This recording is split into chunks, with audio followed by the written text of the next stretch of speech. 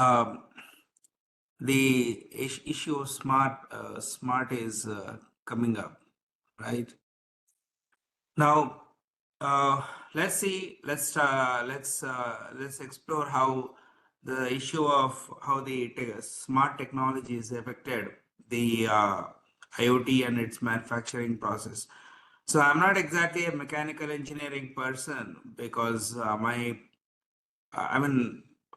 I'm more of a computer science person. So I would rather talk about the role of IoT in the smart factory rather than specifically talking about the manufacturing. Although we will definitely see that through the video, you will see that there are specific aspects of IoT that do have an impact on the actual manufacturing process. And okay. And I won't be like restricting myself to any particular industry or whatever because the talk is more generic. So you may, if you have any questions, I will try to answer them in the session. And as always, I like this saying that nobody knows everything. So, but I would like to definitely field any questions that you may have. Okay. Just getting into the background of outline of my talk. Excuse me. Uh, I'll give a brief background on the industry, on the industrial evolution. Then I will introduce Industry 4.0. Then I talk about the Industry 4.0. So Industry 4.0 is another word for smart factories or smart manufacturing. Okay. And I'll talk about a few salient features of Industry 4.0 that I found important was about asset tracking, predictive maintenance, uh, production process monitoring, quality control of the production, and safety monitoring of the site. So these are all the things that have a direct bearing on Internet of Things and how they actually are can be managed better with IoT things. Then we will see, we will have some discussion points, or I will also basically, I'm also calling them as challenges because Industry 4.0 is a fairly recent development. So, except some of the IT companies, it has not yet made its way to mainstream industrial manufacturing yet, or some, especially some large manufacturers like Tech Mahindra and Tesla, or all the car manufacturers have adopted it fairly reasonably well. Some of the supply chain giants like Amazon, Flipkart, I mean, especially Amazon, might have adopted some parts of it. So because they already were operating in a similar scenario of a smart chain, smart supply chain kind of thing.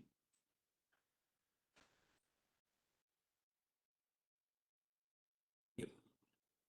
And and I will summarize the talk, and there are a few references. Of course, these are by no means exhaustive. I'm sure that you will find a lot more references online if you wish to search. But these are the ones that are actually cited a lot more.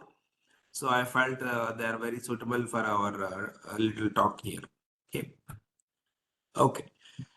Now let's go back all the way to Industry 1.0. Especially, I found this background very relevant, especially if you are trying to, if you are someone who is outside this field and you are seeing these words for the first time. I believe that this is a fairly a good overview of where we are at and how this came about, right? So Industry 1.0 is basically the start of the modern industry where we saw transition from basic simple hand operated tools like knives and hammers and chisels to commercial scale machinery that is like large machines which were maybe still operated by hand, but they were able to, like printing machines for instance, which were able to crush, or milling machines that were able to cut and process food crops and all that, and blend and press. So any of these machines, when they went to large scale, that was basically the dawn of Industry 1.0. The next wave of industry started when electricity became mainstream.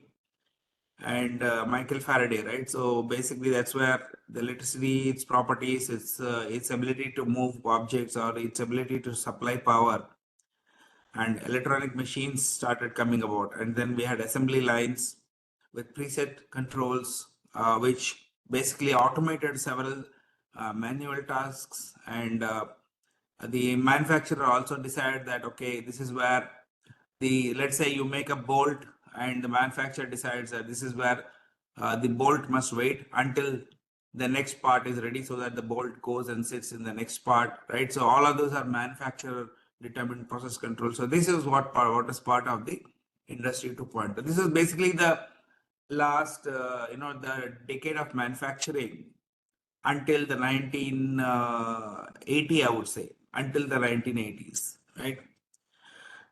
And then saw industry 3.0 with the development and availability of computers and even communication technologies like the internet, network computing,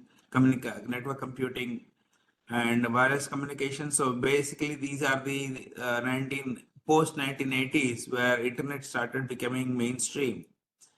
And with the availability of computers, you had more control, and you could actually program your machines to do precise activities. You could program robots and things like that, that could cut precisely, that could stop precisely, that could actually do things with far higher precision and control, right? So at this point, human computer interfaces were used in developing sophisticated control strategies and higher product and process control. So humans started interacting directly with the devices through computers. So that means there was a lot more control from the humans end of things through the human computer interfaces. So next in the next few in the industry 4.0, basically the human computer interface got replaced with a human, the word is used as human machine interface, because now the humans are no longer just interacting with the computers, they're also interacting with the embedded devices. So hence we are seeing the evolution of what is called as the human machine interfaces. Next, with the help of remote sensing, with satellites and other things, and also having this radio controlled technologies, and monitoring, you basically, like with the help of CCTV cameras and things like that, they reduce the need for human operators on the manufacturing floor. Especially, we didn't need human operators on the manufacturing floor, and people are able to see the products, and there, if there anything went wrong, the CCTV would capture it, and there'll be a human operator who will be watching the videos from a remote location, and that person will call up the specific manager and say, hey, something has gone wrong, right? So these are the three industries. As you can see, they are following the same pattern as we see in a regular. Let's say you take a simple device like telephone, you might see that this is kind of following the telephone evolution, right? Analog to electrical, and then, I mean, first we had the basics telephones which ran over telegraph wires, and then we had the electronic telephones, the button phones, and then now we are having cell phones and internet, which were, we are mostly using the internet. So going to the next level of evolution, basically industry 4.0 is the next stage of industrial evolution that is enhanced by smart technology. So the word smart technology indicates that these the computers are now embedded rather than desktop or laptop or PC kind of computers. They're not specifically personal computers, but you have embedded devices which contain a processor, most likely an ASIC processor, like application specific processor, that was programmed to work with certain processes that were desired by the manufacturer, right? So uh, basically it's a computer, but it is not exactly set to it is not specific to doing only every possible task, but rather very specific tasks. So all such things nowadays we call as smart technology. For instance, cell phones, we call them as smartphones because they contain processors that do specific tasks like being interactive or attentive to the user requirements and things like that, right? So there is a different type of programming in that particular processor. Okay. And okay, so that is the industry 4.0. And we have what is called as the Internet of Things, which is basically a name given to any device that is able to connect to the internet or to any network and perform. It's able to receive and uh, send out responses, and the device is able to affect or control other devices on the same network, right? So that is the thing that we call as the Internet of Things. And Internet of Things is transforming the traditional manufacturing into smart manufacturing. Just like we saw that traditional cell phones got converted into smartphones with the help of a simple processor. Same thing here with the help of little bit of embedded computing. Traditional manufacturing became smart manufacturing, right? So IoT basically, so with the help of complex network of these embedded interconnected devices, various sensors. So we have now, in addition to computing devices, we have sensors placed at different locations in the industrial site, monitor for different things, right? With the help of programmed complex software, the IoT or the Internet of Things basically is increasing efficiency, quality, and safety, or it will increase. If it is not yet increased in all the industries, there is a good likelihood of that the Internet of Things will go on and increase the quality of the existing manufacturing in other industries, right? For example, with the help of IoT, we are able to perform what is called as predictive maintenance. I will talk about predictive maintenance in a while.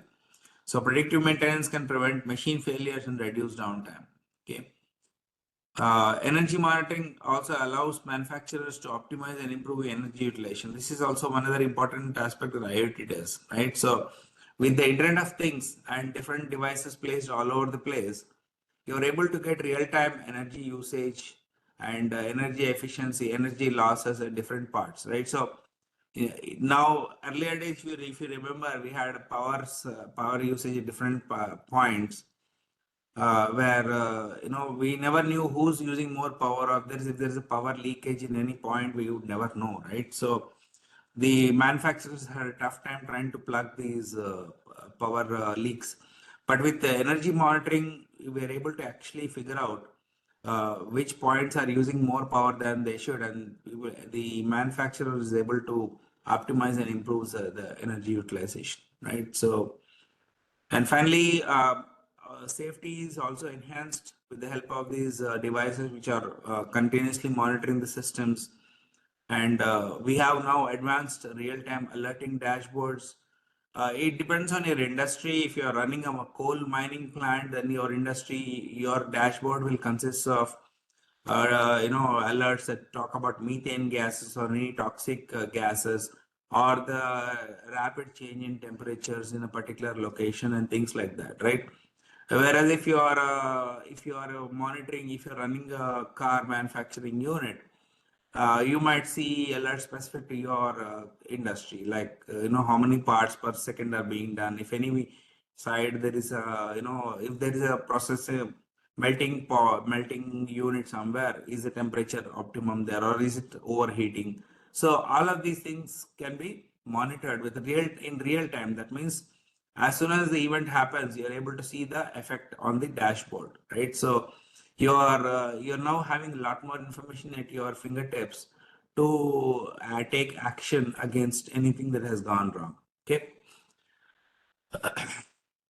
So now, what exactly we are talking about here, right? So Industry 4.0 basically brings advanced manufacturing techniques. So now we also have better manufacturing techniques, and it brings together advanced manufacturing techniques for integrated, autonomous, and self-organizing manufacturing systems. So we have these three keywords are important. They're integrated, that means the manufacturing systems are more closely coupled with each other. They're autonomous, that means they can act. They have intelligence. That means they can act independently by themselves. So many times we see that anytime you actually increase independence of a given device, it leads to a removal of the human labor, right? So this is what has happened in major industries also. Some of the plant units don't have any humans working there because it is completely autonomous. Okay.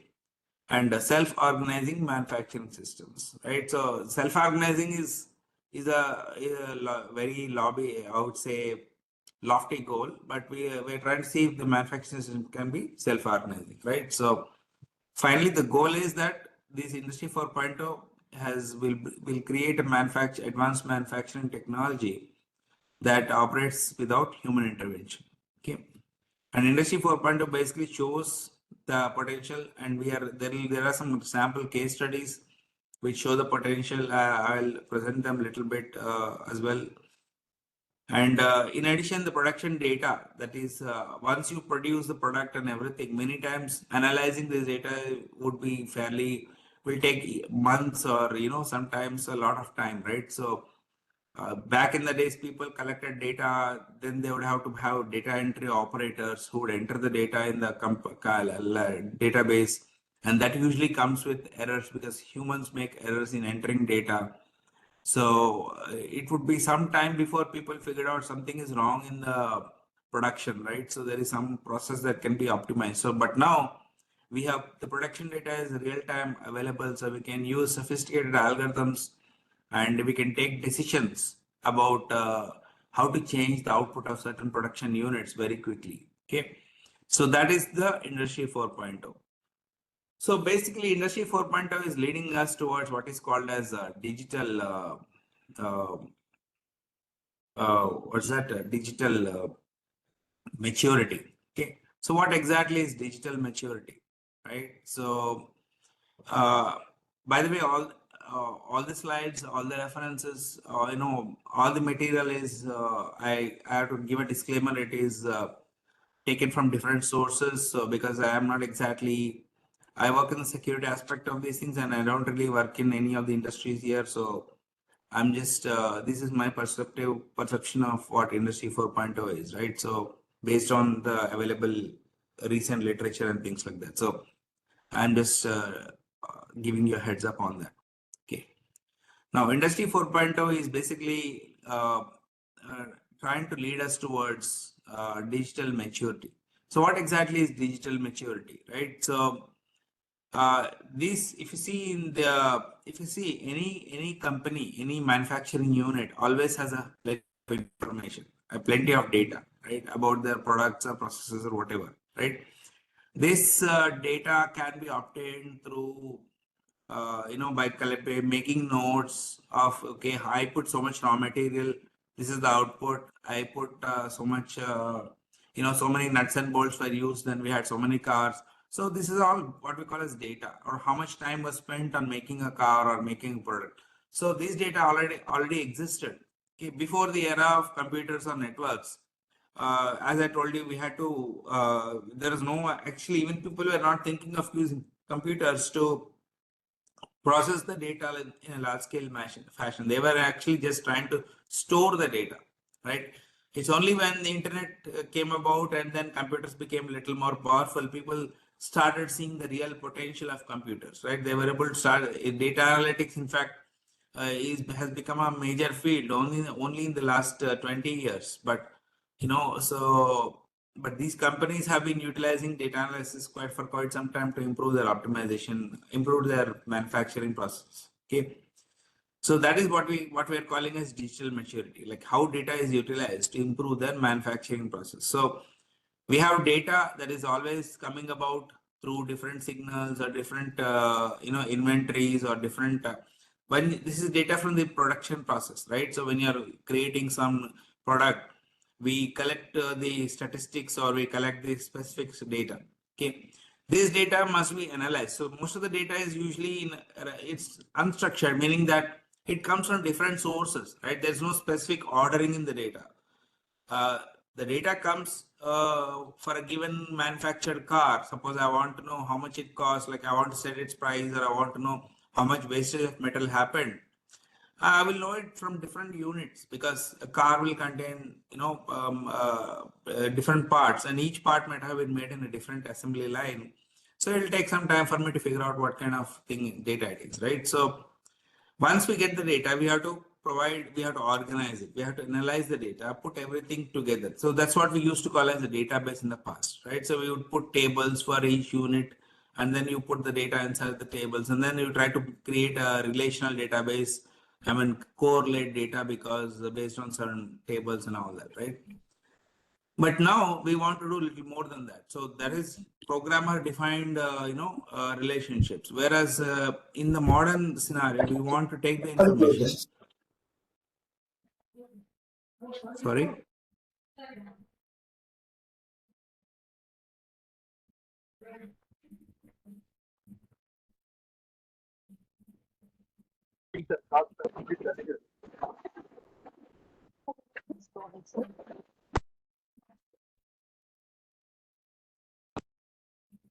Sorry, is there a question or? No question.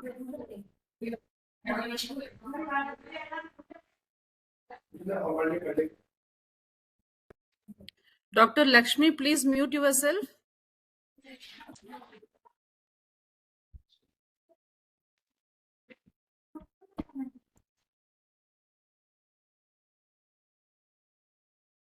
you. So we organize the information, analyze it, filter out any noisy information, and now this part we know under all the data structures, algorithms, and all the knowledge discovery that was done in the 1990s to 2000 data mining techniques. They were all useful to provide some useful information, but only since about 95, 1996, 94, 95, that period, we saw the evolution of we saw the words artificial intelligence coming up, although the words artificial intelligence did exist before that, but the usage in mainstream computing, rather than just a science fiction word, came about at that time. And then people started using, people said, okay, let's try analyzing the data using artificial intelligence. Let's see if it can discover something that we don't know anything, right?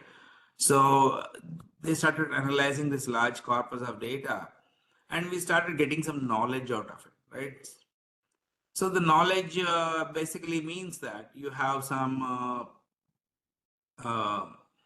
you wanted to, you get some idea about how much, what is the average of this, or what is the mean production time, or what is the, total cost, average cost, or the low cost, or the outlier cost, or the, maximum, which unit consumes the highest power, most frequent, items, those kind of things, right? So now this is all knowledge we gain from analyzing large data, what we call as big data, right? From this, now we need insights, because now information is always there. Information is always there with everybody, right? You to look at Google provides a lot of information. Somebody who's searching for a specific topic will find knowledge on that topic, right? Now, from the knowledge, if suppose I'm a professor, I have to have insight onto the topic, which will help me to provide some, when I teach it, I want to teach it in a way that people understand something that is not there in the Google, right? So I want to give them some perspective, my own insight into the topic. So, which is more actionable. So that is called wisdom. Okay. So that is what we call as digital maturity. So AI will give you some statistics, some ideas, and digital maturity will lead you towards wisdom, which will help you to change some, you get an insight that will help you to change your manufacturing process. Okay. Now, right now, the decision making is still human being based. That means the AI patterns are being studied. So AI will give you some sort of a report or some sort of a reasoning about what's happening, and the decision making still at the human beings. But now we want to, the industry 4.0, we are going to reach there because we are seeing the evolution of generative AI and LLMs, which are, trying to take some decisions based on some previously known scenarios and things like that. They have been trained on such scenarios. So maybe maybe very soon we'll see Industry 4.0 where the machines will start taking action, based on the insights provided by the AI models, the analytical models that are analyzing the data. Okay. So I don't know if I can see any questions I can't see the chat, please. So, but if you have any questions, somebody has said that you can just uh, provide some raise a hand or whatever. Okay. Okay. So now coming to the Industry 4.0 environment, what is it all about, right? So it's integration of connectivity, AI, and robotics. Now we are also having robotics. Robotics basically refers to the different manufacturing mechanical component, moving components, right? So in manufacturing, you might have seen that something catches hold of something, puts it somewhere else, and then it comes back and repeats the same process, right? So those are what we call as robotics. So with the help of connectivity, AI, and robotics, we are able to enable systems that operate with little to no human involvement, right? So in addition to previous Industry 3.0, we now have artificial intelligence as one of the key components, okay? And we have a lot of robots. So we have embedded autonomous robotic systems that fuse with real-time data in the production processes and AI to optimize manufacturing, right? So you have these embedded robotic systems that are combining the real-time data with production processes, and they're able to. So of course, these robots that we see can be reprogrammed. We can send out a new code to make them change. So if, for instance, you want to slow the movement of the arm, or you want to rotate the arm, right? So uh, if you don't program it, it will do its movement, speed, rotation in certain angles and all that. But you feel that if your AI feels that maybe by moving a little faster or slower, it will optimize the process or it will save some energy, then you can program these things autonomically over the air, right? So just send them the commands through the connected network and they will be able to change their programming. Okay.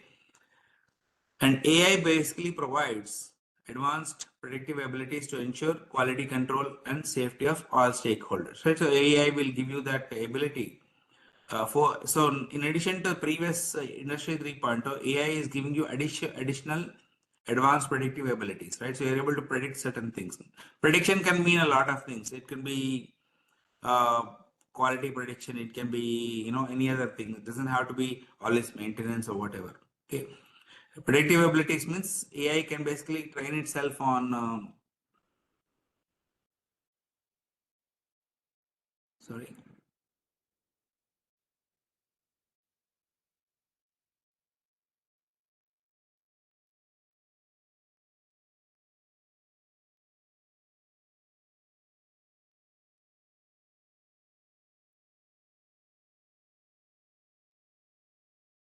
Is there a question to this? You posted something on this. Do you have any question? Thank you.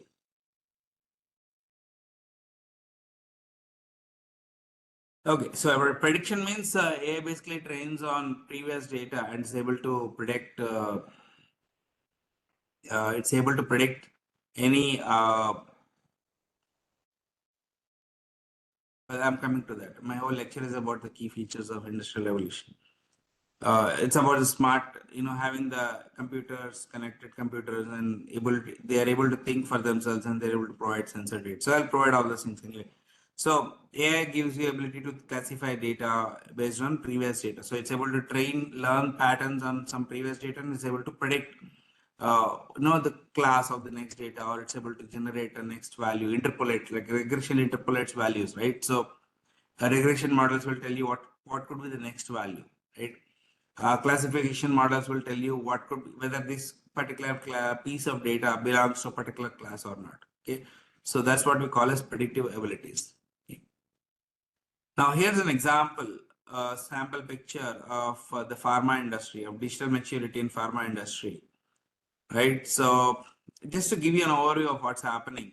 So pharma industry has something called as a process analytical technology, which basically is their basic process for creating data, creating the pills or medicines or whatever, right? So Here, the difference is that in earlier Industry 3.0, you wouldn't see that these units will not be sending data to anything. They will not send their data to the network, right? They'll just be operating within themselves and will get the output. But now, as you can see, all of these devices, this feeding pad or the wet granulation pad or the fluid bed dryer pad or the milling or mixing pad or the compression pad or the coating pad. So this refers to pills, right? So when you have pills, you are trying to make pills. We have to compress them into small things and then coat them with sugar. So you have to mix the chemicals and you have to, combine them together. So all of these things are you can assume that this particular thing is just the basic way to create the pills. But each of them is now supplying in the industry 4.0, each of them, just to answer your question, in industry 4.0, all the units data is being collected and sent to a central collection point, right?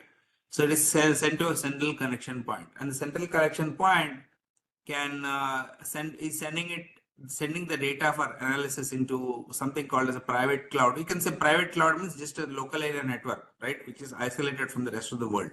Okay, so the company usually has this on-premise network which will actually do all this data analysis and those kind of things. So all these units are sending the data to this network, and the network is sending them to the aggregating them or whatever. It doesn't aggregate, it doesn't do really aggregation, just forwards the data towards the private cloud for businesses. So the business will try to use this data to control, to check for energy management, to analyze production information. It will see any, it will some of the units. So for instance, some of the, let's say the mixing pad, the output, the quality of the mixing pad is fed back into the research laboratories, right? So they will be able to utilize that information to improve that laboratory process, right? And then we have a modeling, and they can also simulate if you are talking about some things like drug discovery. That drugs means the medicine discovery, right? So some of these processes can be used. So we'll use something called as a digital twin, which tries to which is a digital model of this entire industry, and we model that and we simulate how these things could happen. Suppose we want to, let's say, increase the speed of mixing, or we want to do something else, then we actually have to, we cannot try it on the real unit. Rather, you first create a digital twin out of it, and then that a digital twin is basically a computer model, right? It's just a computer program that models each of these physical units, and then we try to test our idea, or next brilliant idea on this model. So this data that is coming from the real systems is also extremely useful in the modeling and simulation for this network. So this is the part that makes the industry 4.0, right? So from the industry 3.0, this is the data collection and analysis part is what makes it the industry 4.0. Okay. Now this data is also very useful because you can also provide to external people. You can provide external data. You can take external data also from other people, like patient. How did the patient respond to particular pill, and how the market is responding to certain pills we introduced in the last session. And public health emergencies data can be collected to see if we have to increase the production of pills and things like that. So a lot of these things, we are able to monitor very closely compared to the previous days. And there's also public cloud which is providing information to the customers. If let's say this of course is not yet happening yet.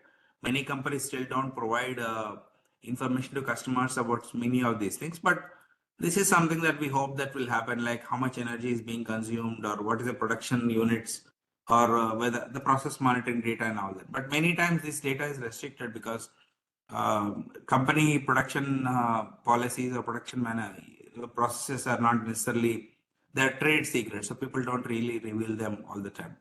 Okay, so this is what we can say as the basic how industry 4.0 might look like. This is only one picture, but kind of gives you an idea of what we're trying to discuss. Okay,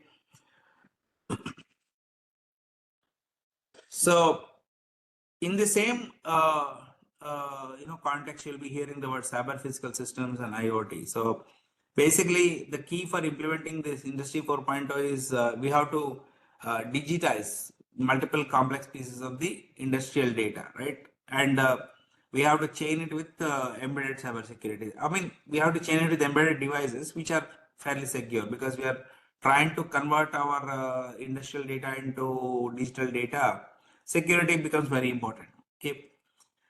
So one important aspect for smart factory is the industrial Internet of Things. So what exactly is IoT with respect to what we've seen so far? So we saw that some the data was being collected, right? So how it is being collected with the help of this IoT, which is a cyber physical system that consists of interconnected computing devices. So you have these units here are fixed with some, they are either integrated with some IoT device or they're fixed with some embedded device so that they actually send and receive data, and they send and receive data about what's happening in that unit. In addition, they are also able to send and receive programming from the manufacturer, right? Uh, they are also able to send and receive data, programming from the manufacturer to change the, they to control that particular unit in certain ways, right? So that's what we say interconnected computing devices, right? So which consists of sensors, instruments, and equipped integrated, which are all integrated online into a cohesive network. So that's now, instead of computer network, now we have this cyber physical system sitting down right below here, which is integrated with the rest of the network. And the cyber physical systems are also connected to each other. So each of these units here is also connected to each other because they are all having some sort of embedded computing in all of them, embedded computer, which is controlling each one of them. Okay. All right. So this is kind of giving you, I know that, even I had some trouble when, initially I heard this word industry 4.0 and all that. I was trying to, it takes some time to figure out, where everything fits in together, right? So I may be giving a simplistic view, but I know that many times when you're working on things like SCADA or nuclear manufacturing systems, it is easy to, hand wave a lot of things around. But really what's happening is this is what, this is how it looks like. Okay. So anyway, but if you have any questions, we'll definitely discuss. So here's one example of CPS IoT, or what, it's expected to, how it is expected to improve the industry, achieve industry 4.0. So here, how to read this picture, we have these, so we have all these technologies here. So you see this, it's like an expanded arrow. So it's saying that all of these technologies will enable this, and all of these technologies will enable this. So, and here also you have these digital twins. So these things, all this data you're getting will enable digital twins, right? And all of this information here enables these red parts. And then finally, all of these things enable the industry 4.0, right? So what enables what, right? So first, we are able to collect data from the industry, manufacturing. We are able to, first we are able to we are able to collect, capture and store, and we are able to convert the data into a digital format, for usage, organize it, and then we have all these network devices which are able to collect the data for us, right?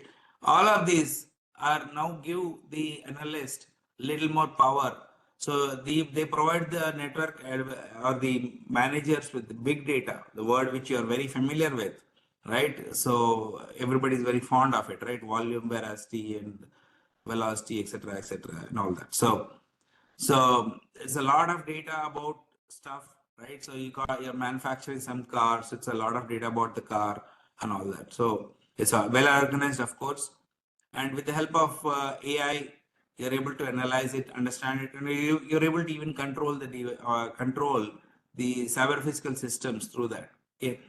And these big data plus the AI models will have recently they are able to create additional information which will help us to accurately model a real physical cyber physical system, right? You're able to actually say this is how the HVAC, the power plant works. This is how the production of power happens in this coal production, coal power unit, right? So That is our digital twin. So you're able to create a computer model that's able to really follow the real system very closely, because you have real data available to you to do that.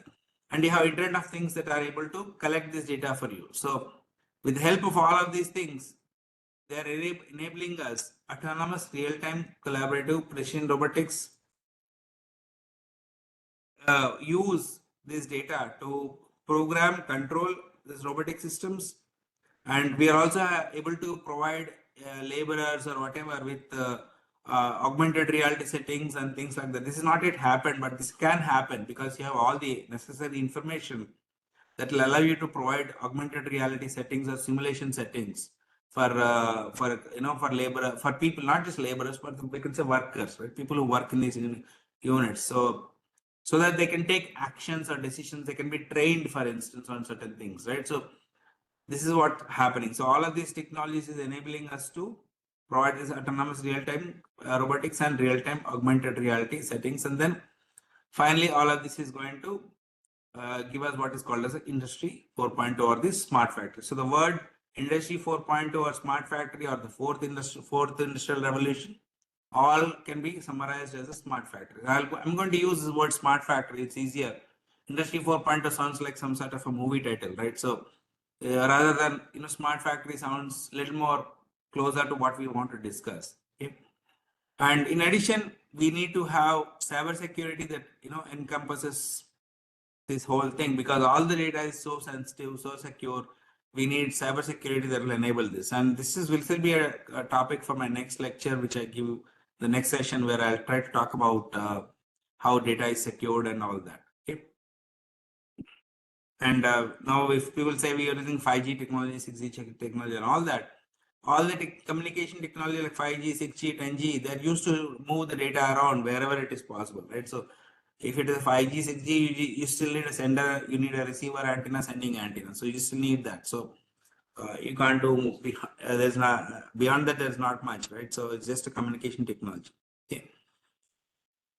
All right. So what are the different smart factory enablers? We just saw them. So we have artificial intelligence tasks that involve what we call as reasoning. So AI, if you think about it, in the past when it came about, it was basically technology that was trained to reason about things, right? So you gave it some basic rules, and you expected AI to develop new reasoning rules out of the basic rules. So the basic rules were called axioms, right? So truths, self-evident truths or tautology. So, but we've expected the AI programming to use this to infer new rules and reason about things that the AI was not told about. Okay. So that reasoning was to be used to solve complex problems that human beings could not reason about. Now we are seeing that AI is being used to learn patterns in data which human beings cannot figure out, complex high dimensional patterns, and they are able to even take decisions. For instance, face recognition systems are able to decide whether a person is already admitted into the airport, or the person is just is not the right person and all that. So they're able to take decisions, right? So things like that. Okay. Now, smart with the help of AI, we're able to see the following things happening, right? So, computer vision is replacing human visual inspection of finished products. Okay. Then we have seeing, so now people earlier days, even now we have quality testers and inspectors in many industries, because it is not yet there yet. Industry 4.0 is still happening. So the thing is that, but many places people are replacing them with computer vision, so that human inspection is no longer required. So there are many product in China, for instance, there are many uh, industries where products are inspected through computer pictures and snapshots, right? So humans are not going to work in that locations because of various reasons. Okay, so that's one thing. So AI can do that for you. AI provides what is called as predictive maintenance, that basically will reduce machine downtime. And then we'll talk about predictive maintenance. We'll talk about all these automated quality control. So everything which is done manually becomes automated. Okay. And we also have continuous product quality assurance, whether the product is good, bad, it's not very good. So what are the key AI tools that help us to do this? And I think you're all familiar with this. I'll just give a brief, I'll just, rush through this, and then we'll come to the other topic. I will focus on smart factories mostly. So machine learning and deep learning, which are the key AI tools. Of course, deep learning is a subtopic of machine learning. That we already know. So what exactly is machine learning? How does it help in the smart industry, right? So it's the ability of computers to learn a task by monitoring data, right? So ML is basically refers to a computer program or an algorithm or some sort of a mathematical statistical tool that can be fed some data, and we assume that it actually learns, right? Learning means whatever it does, right? It tries to figure out something from it. We hope that it'll figure out something about the data, and they have some general knowledge from the data, like what is the maximum value in this data, like what is the range of average values in this data. Those kind of stuff we expect the machine learning tools to figure out. So in this, there are three types of learning methods. One is called as supervised learning method, which is usually associated with the process design and controls. Then we have the unsupervised learning approach, such as dimension reduction, which are used to club together. If you are given a whole bunch of people and I want to cluster them, right? So we want to create clusters among them. We want to say these people belong to this language, or these people belong to this height, or these people are wearing jeans. So I can cluster in various dimensions, right? So similar thing, data can be clustered along multiple dimensions. Okay, and they can be used, for instance, to identify anomalies. Something is anomalous, right? So we can identify trends, for instance, patterns. Also we can identify if somebody doesn't, we say odd man out, right? So the odd person out. So we can find out any product not falling within the parameters of a cluster that indicates that there is something wrong with a particular product. Okay. And finally, we have what is called as reinforcement learning, which can be used where complex dynamics are involved, like plant operations or logistics. Reinforcement learning, my way of looking at it is, it has what is called as it is one of the systems that looks at, which learns online, right? So it looks at something, there's a positive reinforcement or negative reinforcement. There's always a reward or a penalty, right? So it kind of reinforces its learning with positive experiences, and then it reduces its learning based on the negative experiences. So it can be used in different places like plant operations or logistics. I'm not very familiar with how it is used, because of course one has to actually be in industry 4.0 working there to know this. To actually see this happen. I'm sure there are other experts in the FDP who will talk about this thing at a given point, right? Now let's look at applications of AI in the smart factory, and as the second part of my talk will focus on these specific topics. Okay, excuse me.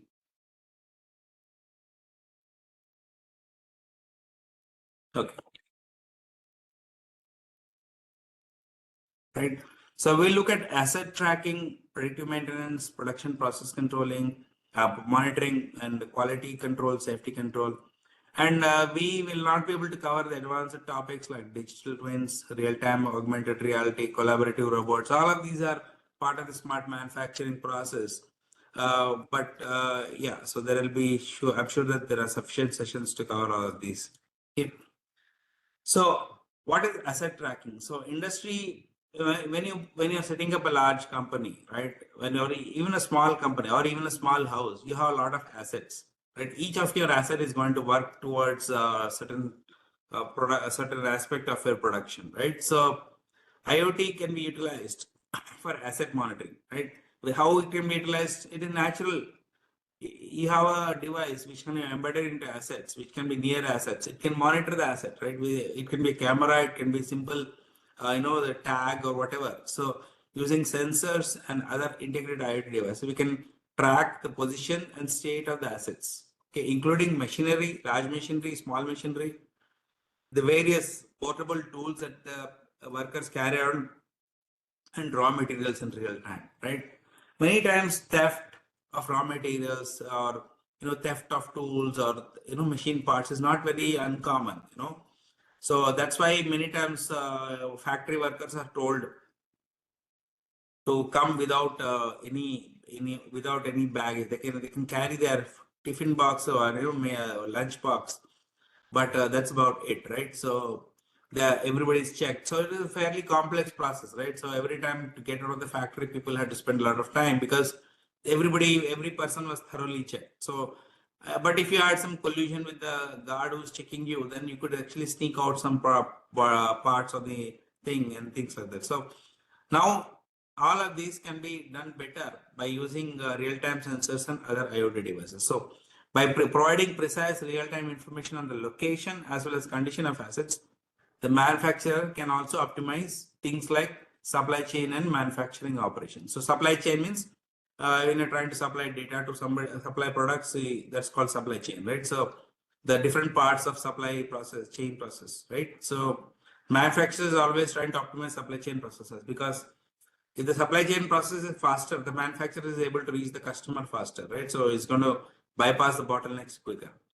And the manufacturing operation themselves. So anytime I'm having a car manufacturing unit, I want to make sure that there is no bottleneck, right? So if something like simply adding a mirror to the car is making my cars deliver a day late, then I'm pretty much sure that I want to reduce that overhead. So that those kind of things I can that insight I can obtain through the real-time information. Okay. So, for instance, manufacturers can use sensors to monitor performance of the machines and identify areas they can be replaced also during process of a part production. Part production means a particular part being produced. And finally, a key benefit of IoT-enabled manufacturing is asset tracking is to provide accurate procedures for manufacturers. So many times, companies are required to comply with regulations, right? So companies, they scramble to get this data when somebody is coming for an inspection. At that point, they'll scramble to get data because they would have records, but all the records will be all over the place. But with the help of IoT-enabled tracking, these records are now a matter of few seconds, right? The company is able to produce a report that is satisfying all the regulations. And if the company accidentally violates or even intentionally violates, then this can be discovered easily through the data. Okay. So for instance, industries like food and pharmaceuticals, it is essential to track location and condition of products, right? When you're sending out, you manufacturing some food in the food like chips or whatever, I think the quality and condition and location of this, where these chips are stored, where they are packed, and how the chips, all these things, potatoes are brought in. So all these are very, very important aspect, right? So to ensure the safety and quality. Okay. So again, I won't spend a lot of time explaining the picture, and I would rather say focus on the major top headers here. The one that says first thing is understand requirements of asset tracking. So this is a whole life cycle planning of this whole asset tracking, right? So then you have asset management enablers here, right? What will manage your assets? You need to have a plan for asset management. So that's what goes in the asset management plan, and you need information. So whatever information you get from the assets, which can be used to feed into the other things of the industry, like the financial planning and maintenance strategies, or things like that. Okay. So here on the blue side, we understand that to actually do asset manufacturing, tracking, we need to collect asset information. We have to monitor assets, and we have to supply that information to some other location, which will actually collect the data and make it available to the rest of the units, such as failure anticipation or things like reliability optimization and planning, or automatic isolation of fault area. All of the data is coming from this asset manufacturing. So you can see that the monitoring asset performance and condition, the data is directly fed into the capital investment planning, and the data is also going towards the other parts. So where all of these depend on this. So the operational, so data goes to the operational planning, and all this information coming through here is used to control assets in a much more safer and better way. Okay. So yeah, that is one application of asset, one application of Industry 4.0. The other important aspect of Industry 4.0 is predictive maintenance, right? So briefly, predictive maintenance means we have maintenance and then we have predictive maintenance, right? Normally, many companies will periodically do servicing of their products and things like that. But many times products and things like that will go bad because wear and tear or short circuits or somebody misusing them products and all that, right? So you never know, suddenly the machine goes bad at the wrong time. Your production can halt for several days and your company will run into losses. So predictive maintenance is a very nice way to actually monitor such failures well in advance so that you can actually figure out what's going wrong immediately, right? So one of the most important IT applications is predictive maintenance. So process utilizes data analytics to estimate the repair time of machines and production equipment, right? So the key idea of predictive maintenance is key functionality is to continuously monitor health of machines, okay, equipment, and identify potential failures before they occur. And this is a predictive part which requires us to use artificial intelligence, right? And in addition, the AI can also provide us maintenance schedule, how to maintain this system well in advance. So if we are maintaining the system once in 3 months, the AI might say that no, you must maintain it once in once in a month, right? Because it's getting worn out due to whatever reasons. Okay.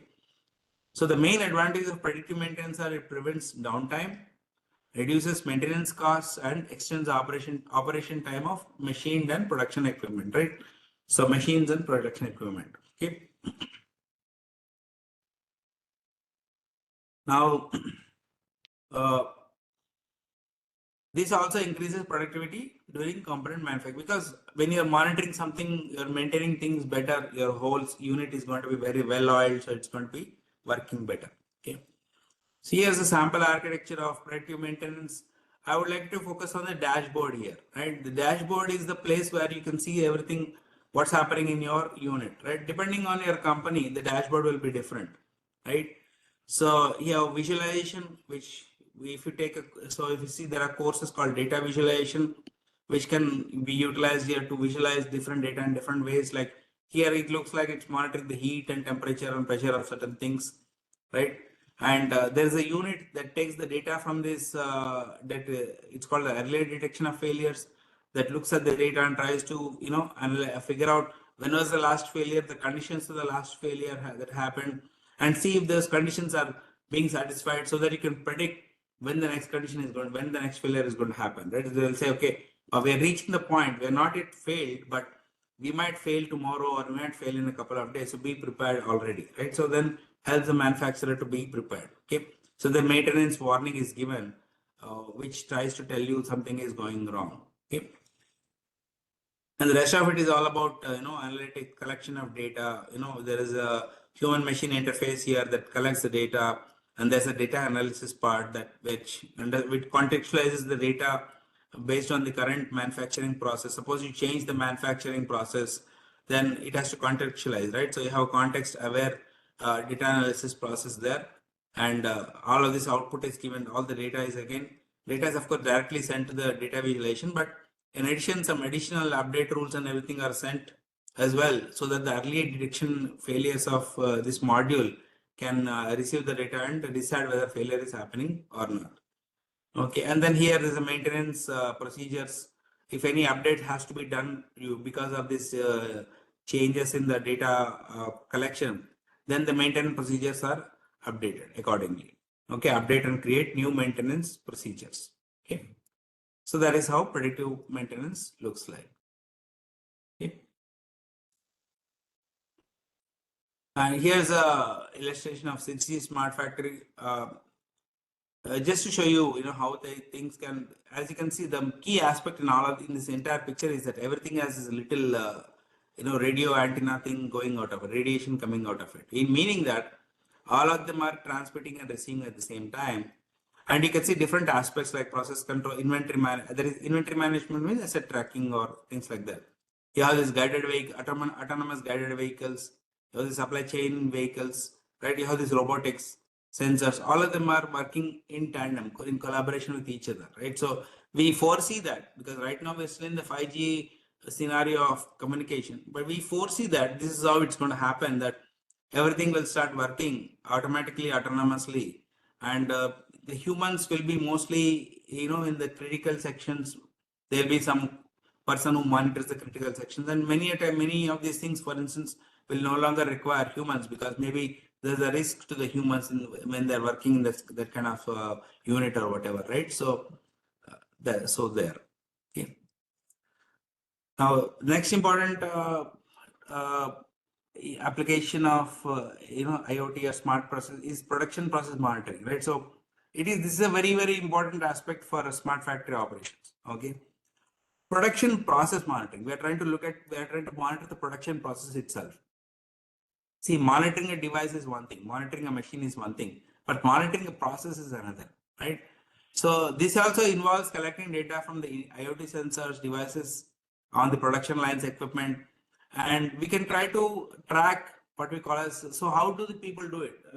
Of course, it's not easy to use that raw data to do anything interesting, but this data that we collect can be used to track, key performance indicators like production output. So now people like to simplify things, so they're trying to use the data directly to look at hard numbers like production output and machine utilization and product quality. So these are very important indicators which can be measured, right? So factory managers can use these KPIs in real time to quickly identify any bottlenecks and inefficiencies, and they can improve the process.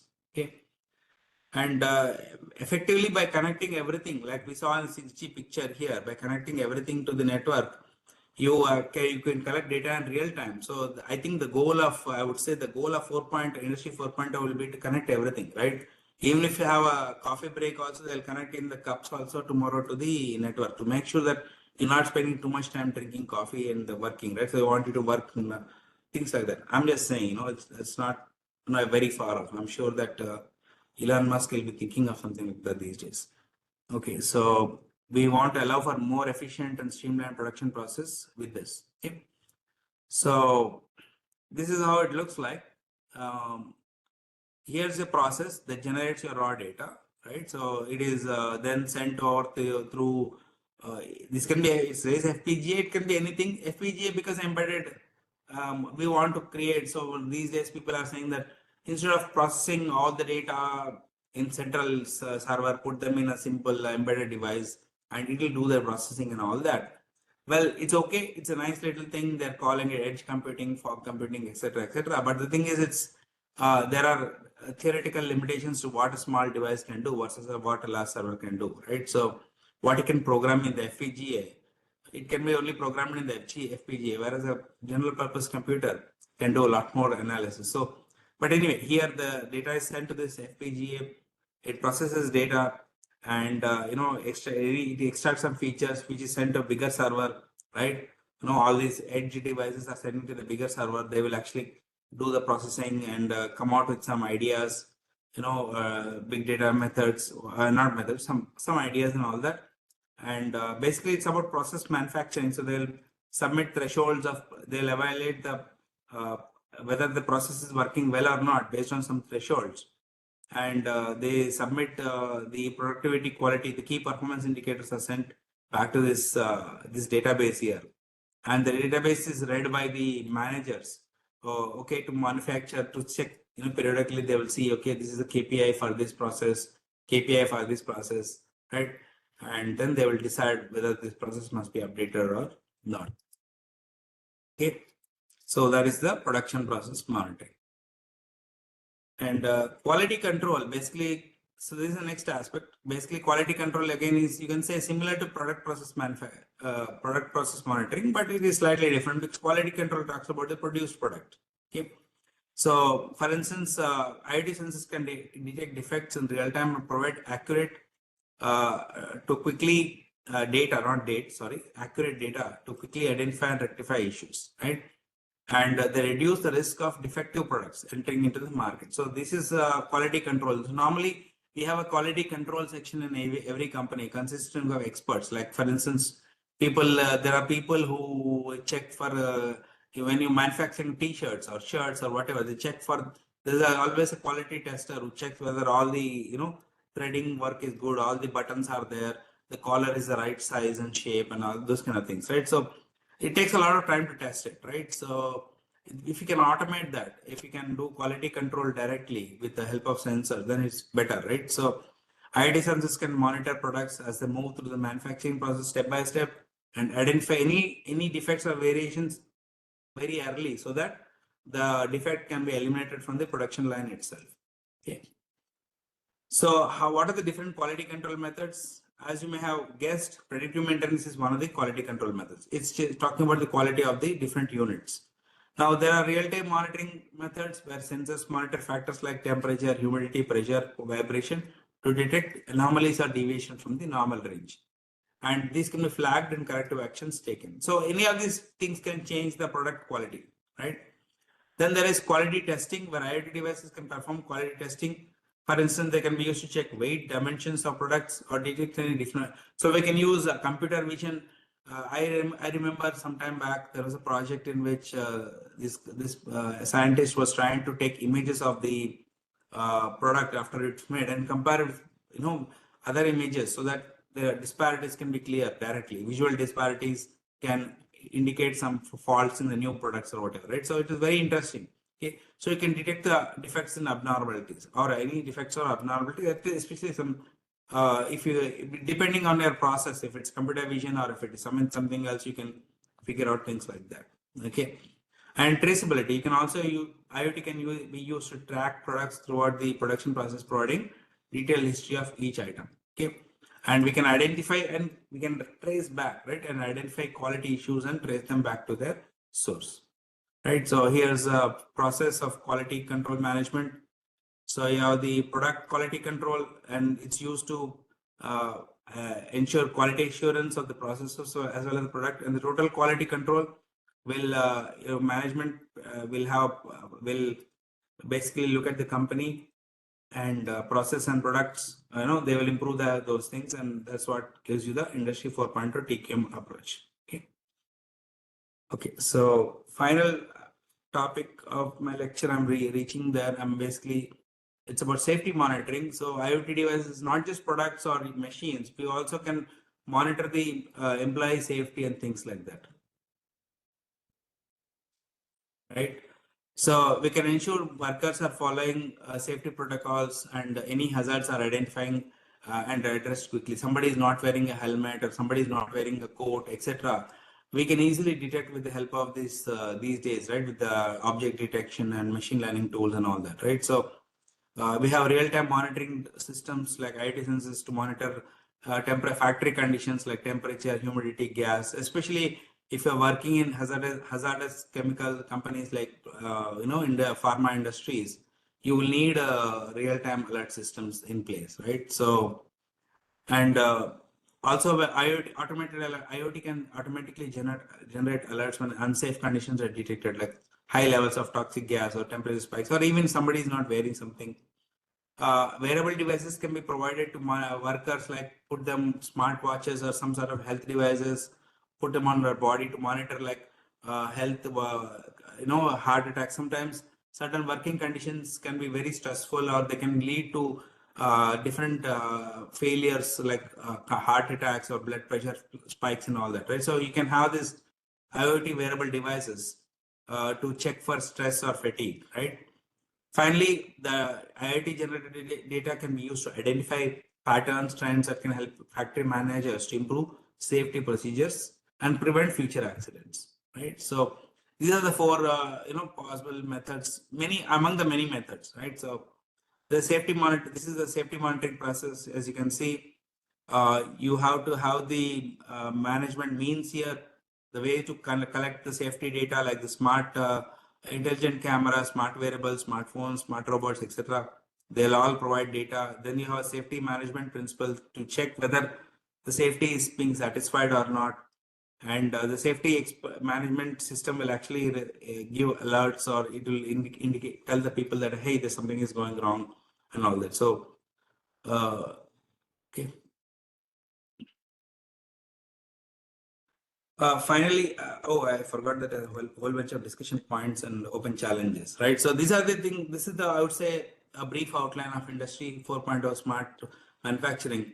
Now let us see what are the challenges that are still out there for us to achieve this in the real world, right? So although I would say some companies have already reached there, at least some part of it, 80%, 70%, but how can we make it a real, how can we make this very commonplace industry? So regulations, right? Many times we have regulations, means government regulations, which provide hindrance to innovation, because some of the release of data is not sensitive data cannot be allowed, right? Because it's sensitive data.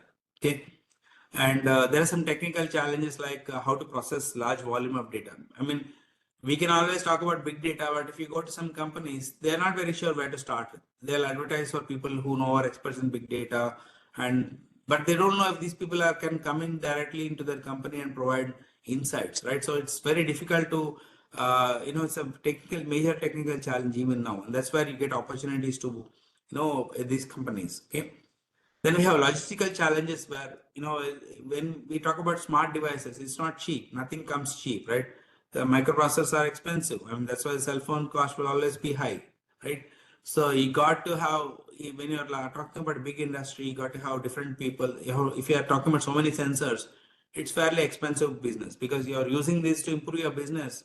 You have to invest additional cost. So sometimes you may buy only one part, one particular unit of a particular type, right? So several entities will be competing for the same resource. So it creates newer issues which we don't see. Okay.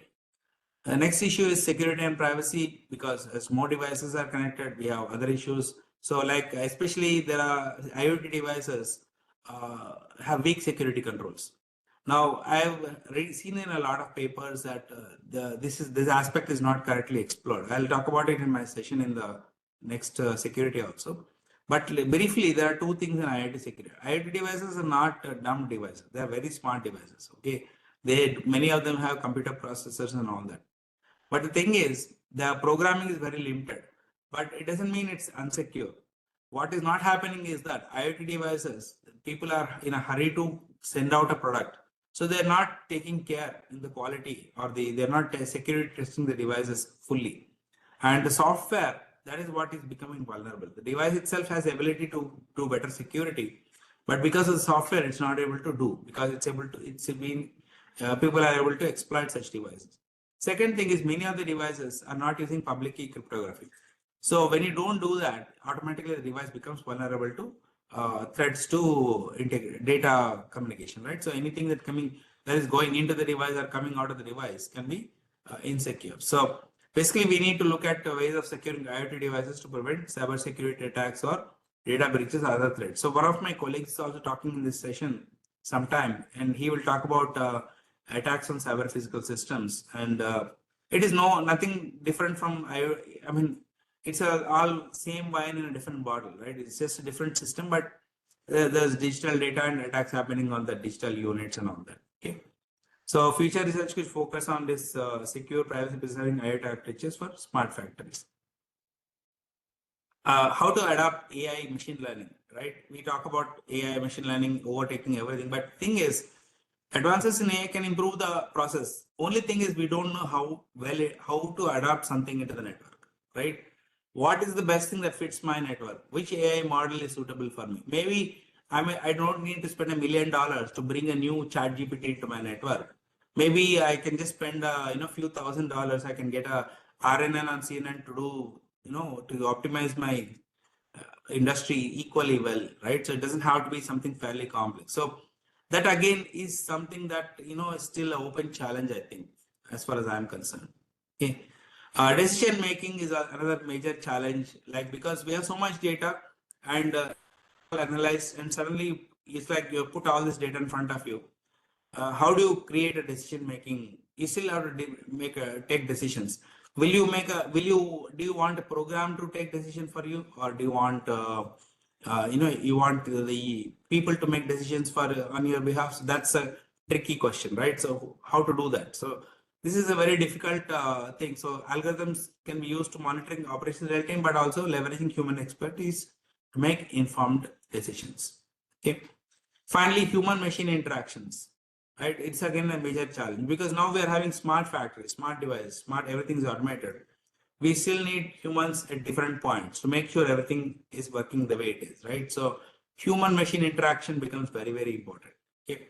So we can look at, you can think about AR, VR, augmented reality, virtual reality. There are ways of interacting with the machines, right? So natural language processing, other technologies. So one could think of adopting technologies like generative AI and LLMs, which will give you better effective interface with these embedded computers. Okay. And that brings me to the end of my short session, which is basically I have covered Industry 4.0, which from a historical perspective, how that is basically it's a upgradation of traditional production practices into digital practices. And the key factor of Industry 4.0 is the constant availability of data, real-time alerts to help managers to ensure quality and safety. And there are numerous challenges in adopting these innovations to existing factories like cost, energy, and regulations among such challenges. And finally, security and privacy of these IoT CPS systems is very critical and need further research. Okay, and these are the references from which I picked my most of my lecture, and I would recommend reference 5, which is very, very good. Found it interesting, short and sweet. So yeah, I'm okay, open to any questions now.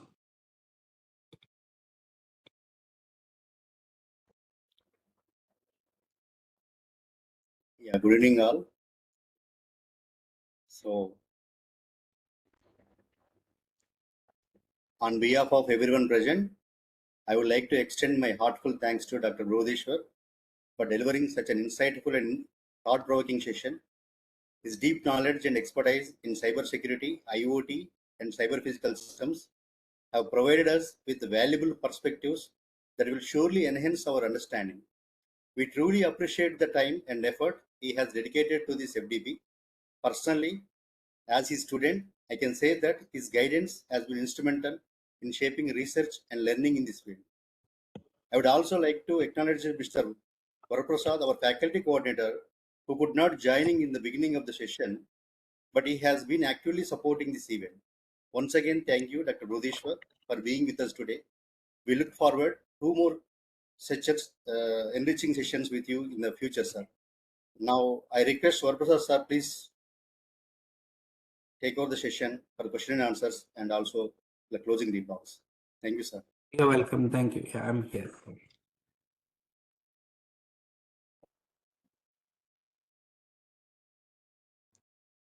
Varaprasad, you are not audible.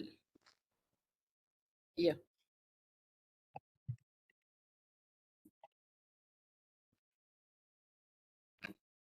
So I will take over the session.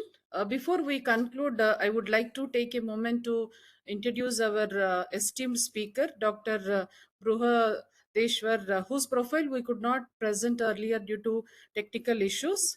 Dr. Bruhadeshwar is currently an associate professor, cyber security, in the Department of Mathematics and Computer Science at the Southern Arkansas University, USA. He has received his BE ECE distinction from the Osmania University, Hyderabad in the year 1998, MS Electrical and Computer Engineering in the year 2000, and PhD from the Department of Computer Science and Engineering at Michigan State University in the year 2005.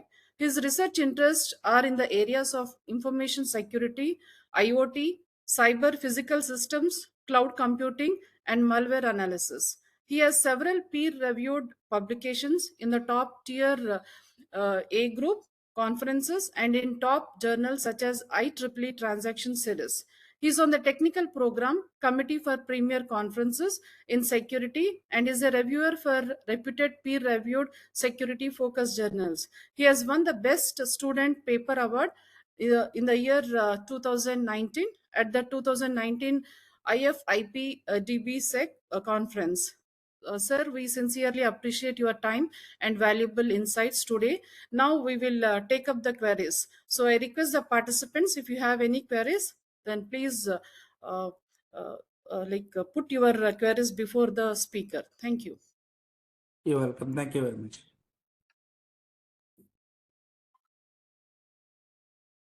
Participants, please unmute yourself or post your questions in the chat box.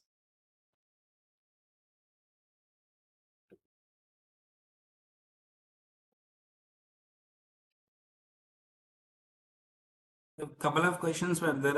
I have answered them briefly. So, I mean, I think my whole session was about them only, actually. So I was trying to, yeah, there's no, you cannot say one key feature. You can say many key features are there for the industry 4.0. So you can't, I don't think we can pinpoint any. Like, what is the key feature of industry 3.0? Not sure. So it's several things, right? So.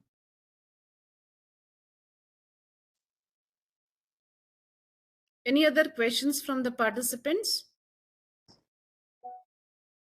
Ma'am, in chat box question. Tulsiram, you please read out.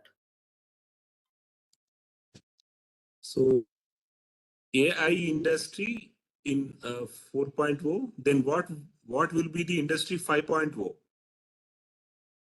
Oh, I answered that. I just said that when the terminology will, the change of 4.0 to 5.0 or 6.0, those are just industry buzzwords. They will change when something dramatically disrupts the process of manufacturing, right?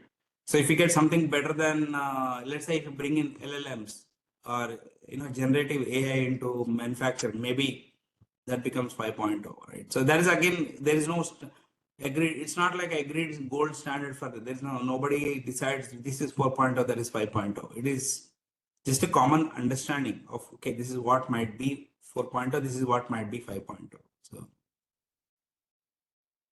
Sir, one question regarding the MES. So whatever the MES will be established, it is considered as a industry 4.0. sorry? MES, MES, certain data will be captured with the machine through the MES. So MES is considered as a industry 4.0. MES. Can you expand the abbreviation, please?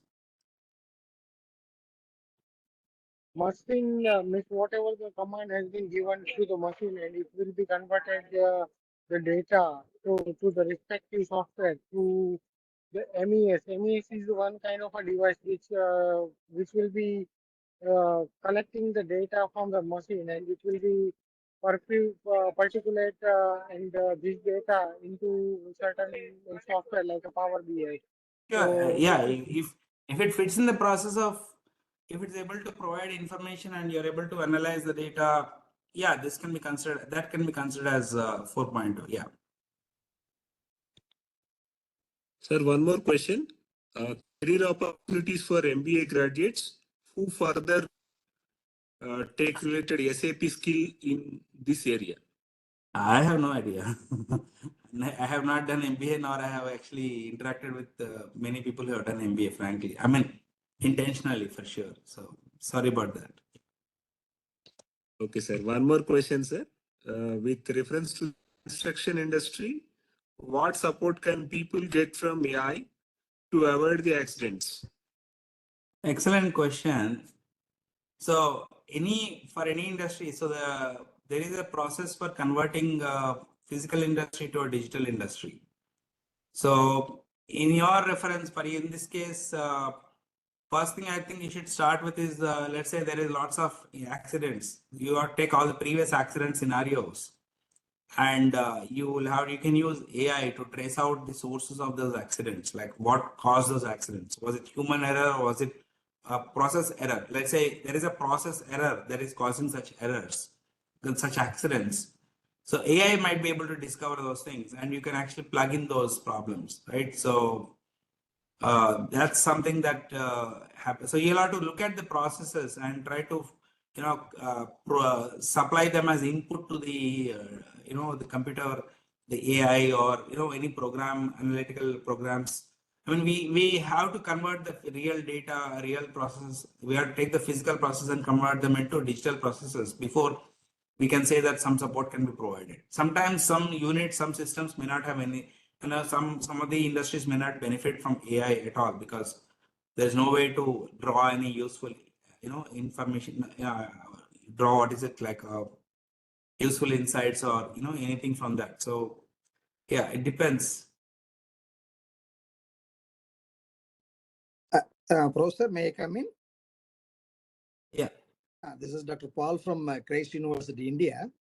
So thank you very much for your structured presentation. Really, I like the way in which it is structured and presented.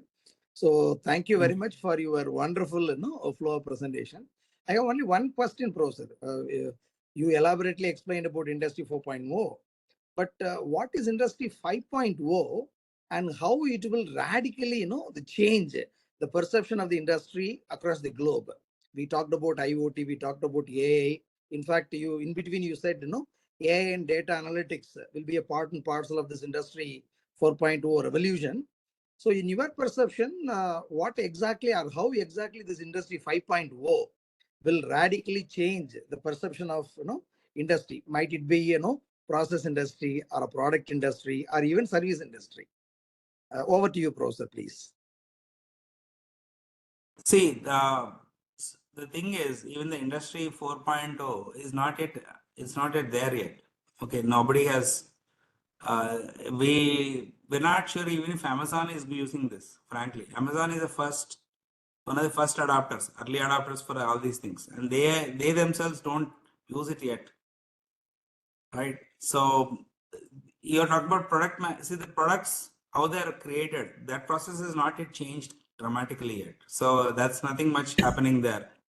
Right now we have sufficient computing power to analyze them. We have different, if you think of LLMs or generative AI, they're still part of the current 4.0 revolution only, right? So the 5.0, if it is about to come, it will have to be dramatically different, meaning that it has to improve. I would say it has to improve what is already there, what is not good there. But we don't know what is, because 4.0 has not fully come up yet. We don't know what is bad or good in it. For instance, from 3.0 to 4.0, it took a lot of time to happen. Even that is not yet happened yet, right? So we cannot, as far as I know, I cannot fortune tell that at this point. Okay. So it's fairly difficult at this point. Yeah.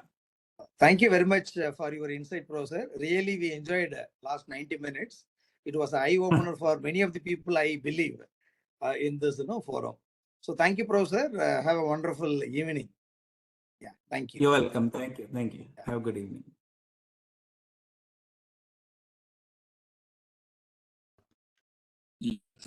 That's it, sir. There is no further more questions, sir, from the participants. Great. Okay. Okay. Thank you so much for inviting me, and I really appreciate all the questions. And although I'm not exactly a specific expert I'm more of a cybersecurity guy, but yeah, I hope I answered your questions to the best of my abilities. So. Yes, sir. Really. And thank you very much for your valuable time and your inputs to the all participants here, sir. Management Studies, and on behalf of the coordinators of this FDP, I convey my sincere thanks to you, and your contributions are truly meaningful, sir. Thank you so much. Thank you so much for your extensive session for this participants, sir. Thank you. You're welcome. No problem. Yeah. Okay. So yeah, we can end. Should I leave? Is it okay? Yes, sir. Yes, Thank you sir. so much for sharing your Yes, information with us. Thank you. Yeah. You're welcome. Okay. Have a good day, everybody. Yeah. Yeah. Good night. Yeah. See And you now next session Thank is over to you, Ramesh. Dr. Ramesh, you can take up the session. Yeah, ma'am.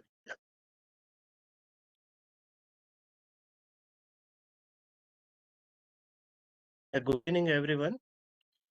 Hope I'm audible to everyone. Yes, you are audible. Yes. So, Sir, you are as audible, sir.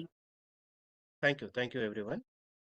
As we learned about the role of IoT in transforming manufacturing, now let us move to the session 4. So, after applying IoT, how can we manufacture these by using sustainable practices?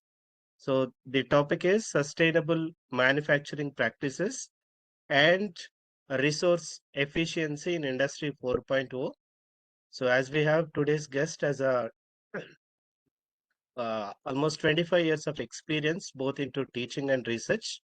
Dr. Ramalinga Swami Garu is working as an assistant professor with NIT Warangal.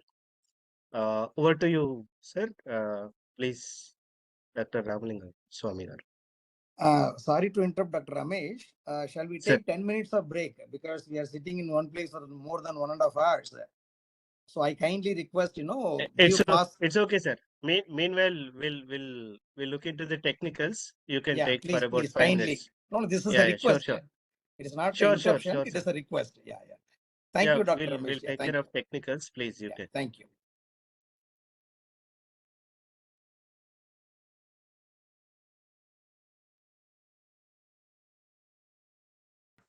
Ramesh, sir, shall I start after 10 minutes? Yeah, sir. Oh. Hope. Yes.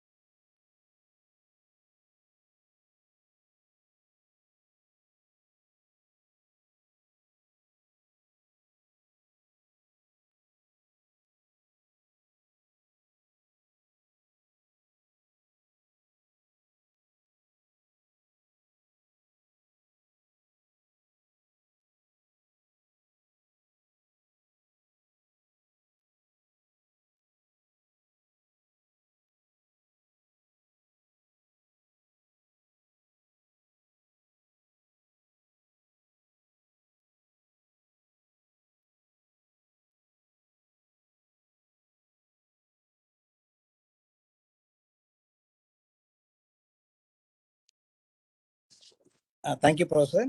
Thank you very much. Okay, sir, it's okay. So you conveyed on behalf of everybody, it seems. Let us wait for 2 more minutes. We'll start at 9:45.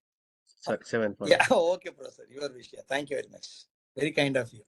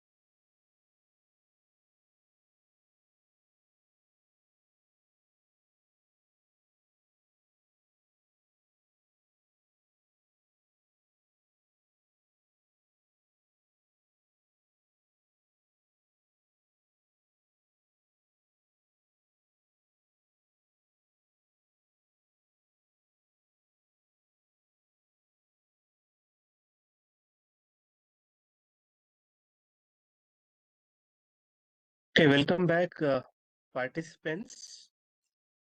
Already we are late. Okay. Let me hand over the session to the Dr. Ramalinga Swami Garu. Over to you, sir.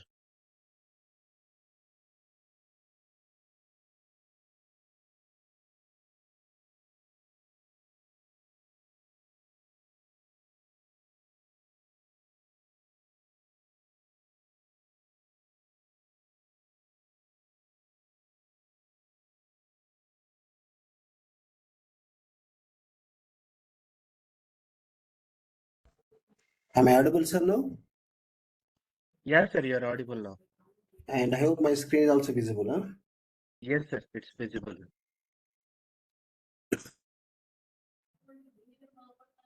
Okay. So, today I will going to discuss about the impact of the AI, how that will improve our business as well as our personal lives. So, because we are experiencing this particular technology, okay, AI, so how it is improving our day-to-day life. Maybe the AI is a part of the industry 4.0, of course.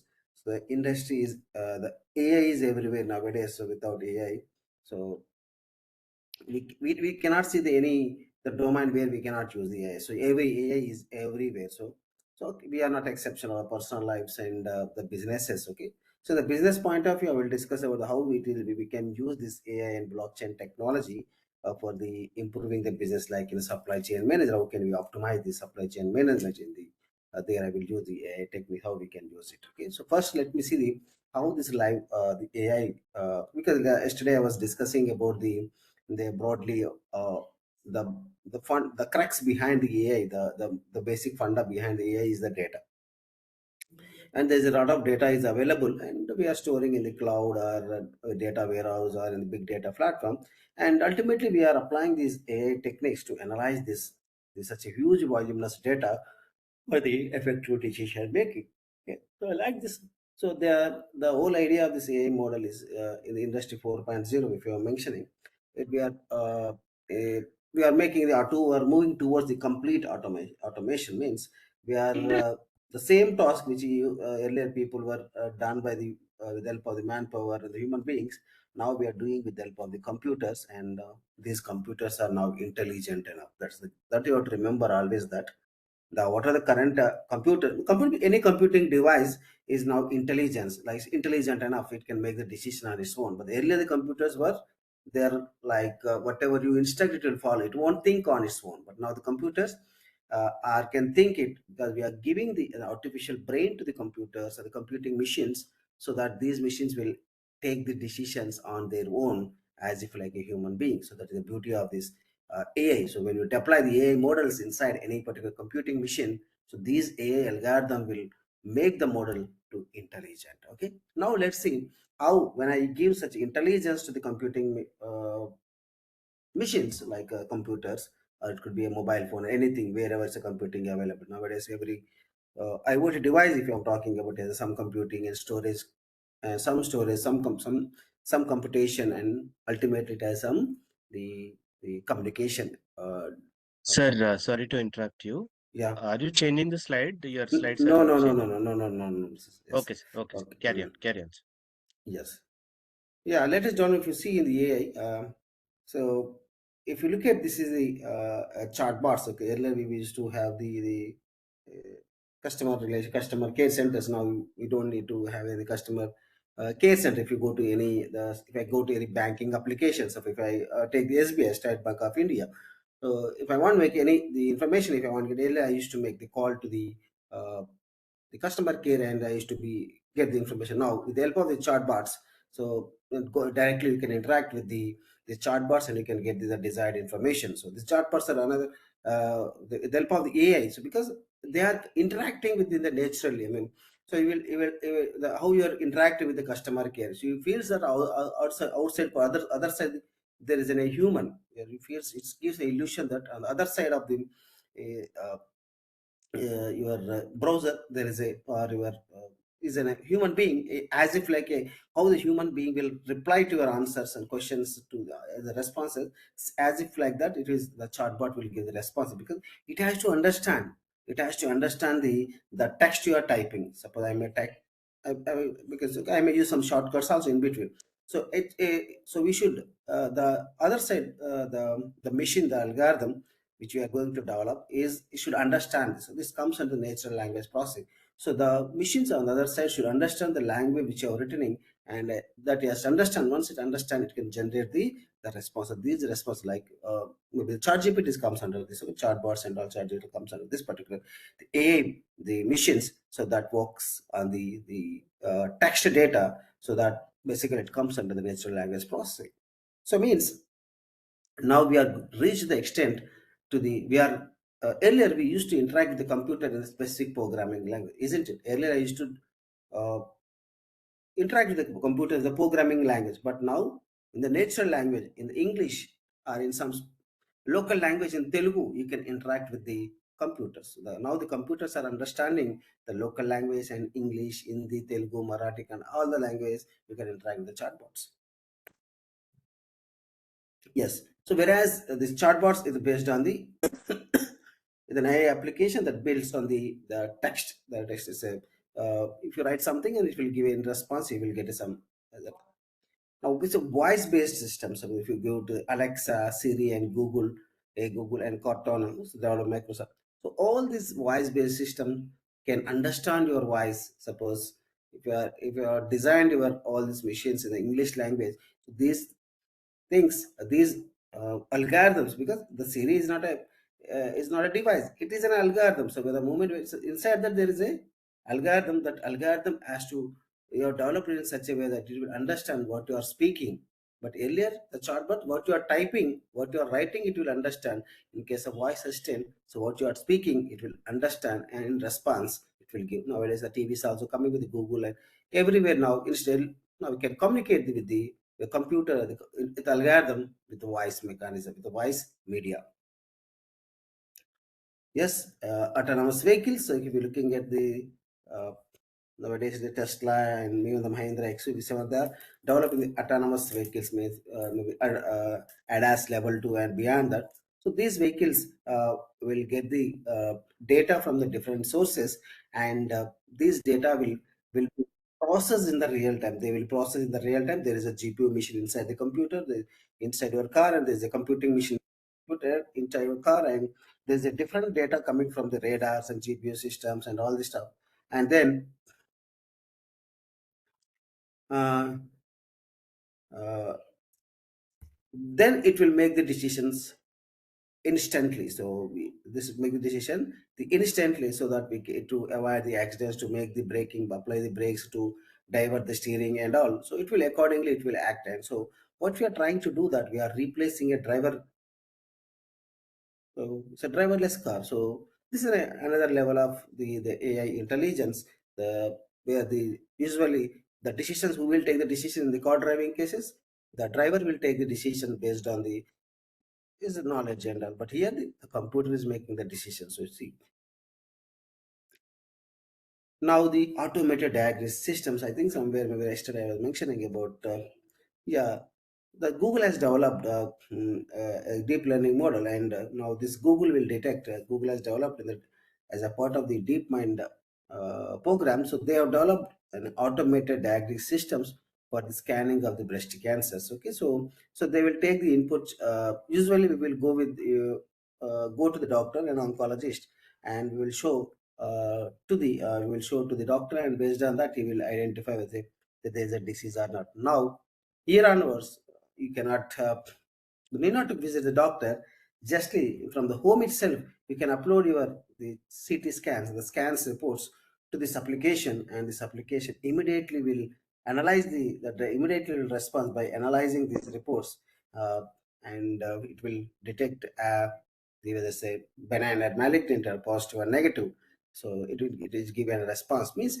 So these devices, I mean these devices, automatic diagnostic systems, so which will take the input and replace the doctor's role, and give the decision like as if like a doctor. So here, so these systems are replacing the doctors.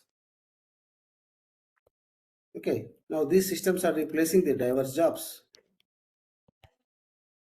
Okay. So these systems are replacing the customer care representatives. Earlier we used to have a customer care center, and so this is another level. So there's a Sophia, it's like a human, like a robot.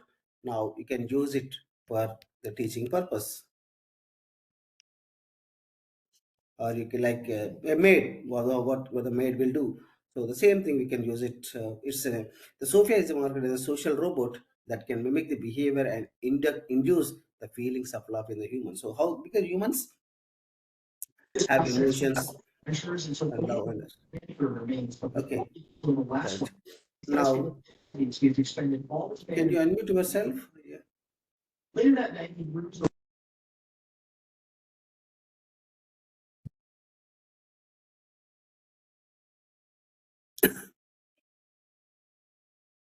Sir, your slides are not changing, sir. Are you using or Why? not using?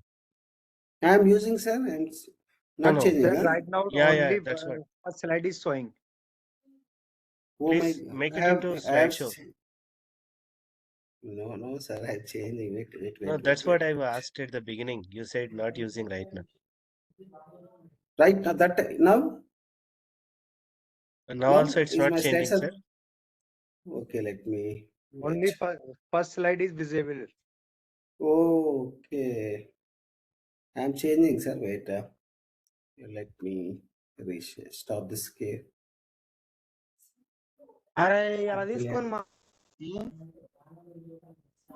Why video paused is showing to me? Video is paused. Okay, let me. Reshare again, sir.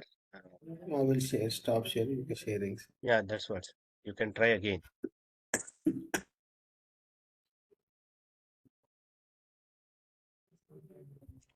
Sir, Yes, now sir. is Now it's working. Now it's working. Now it's okay. Yeah, yeah, yes, sir. Yes, sir. Now I'm changing. Okay, yes. Okay. So this is a Sophia, say human-like robot. Now, are you able to see one robot on my slide? Right? Yes, sir. Human like robot. Yes.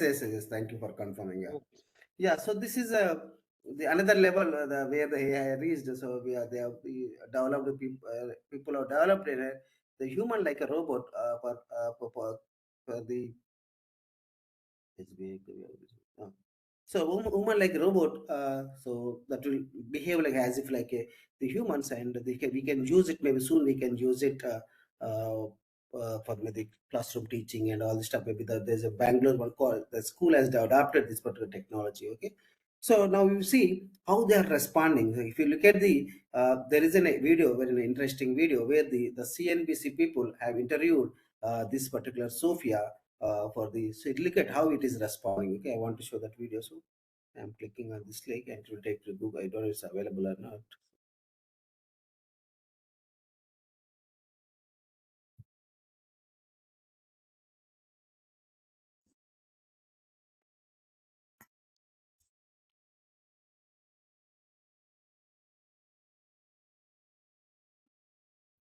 I think,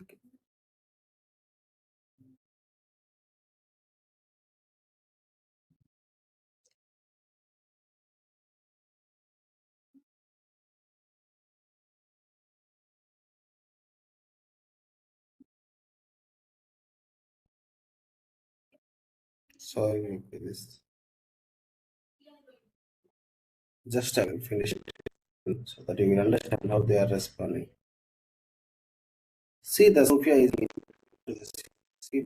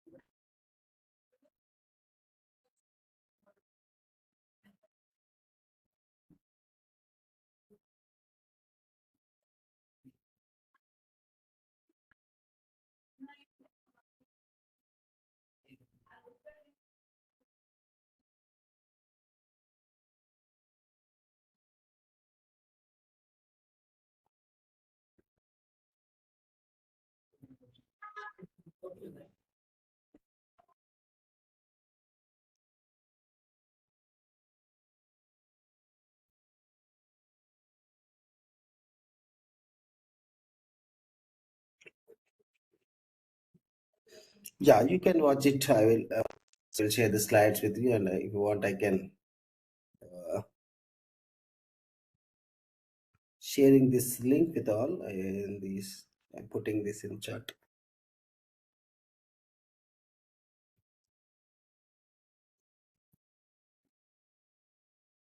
Okay, so this link I shared in the chat so that you can watch it afterwards.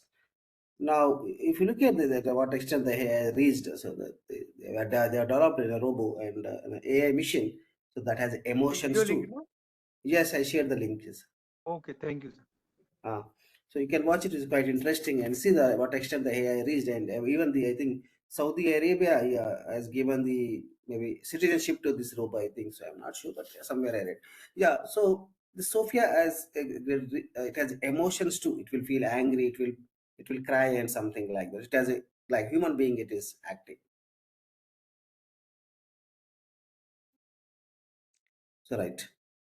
So what is the advantage of this AI? Why people are extensively using? As I mentioned, that why people are relying the completely on the computers, because machines nothing but a machine computer. So what is the advantage? Certain advantage of this is, yes, we can reduce the human in it. That is the first and fundamental of this is behind is we can reduce the human mistakes, because humans have sometimes make the mistakes, may overlook or with some overconfidence. Sometimes there's a chance. I cannot say every time. Okay, the risk taking in place of humans. Suppose if there is a war in the war, they want to participate, but whereas machines they can participate, whereas humans some people may hesitate, maybe the disaster and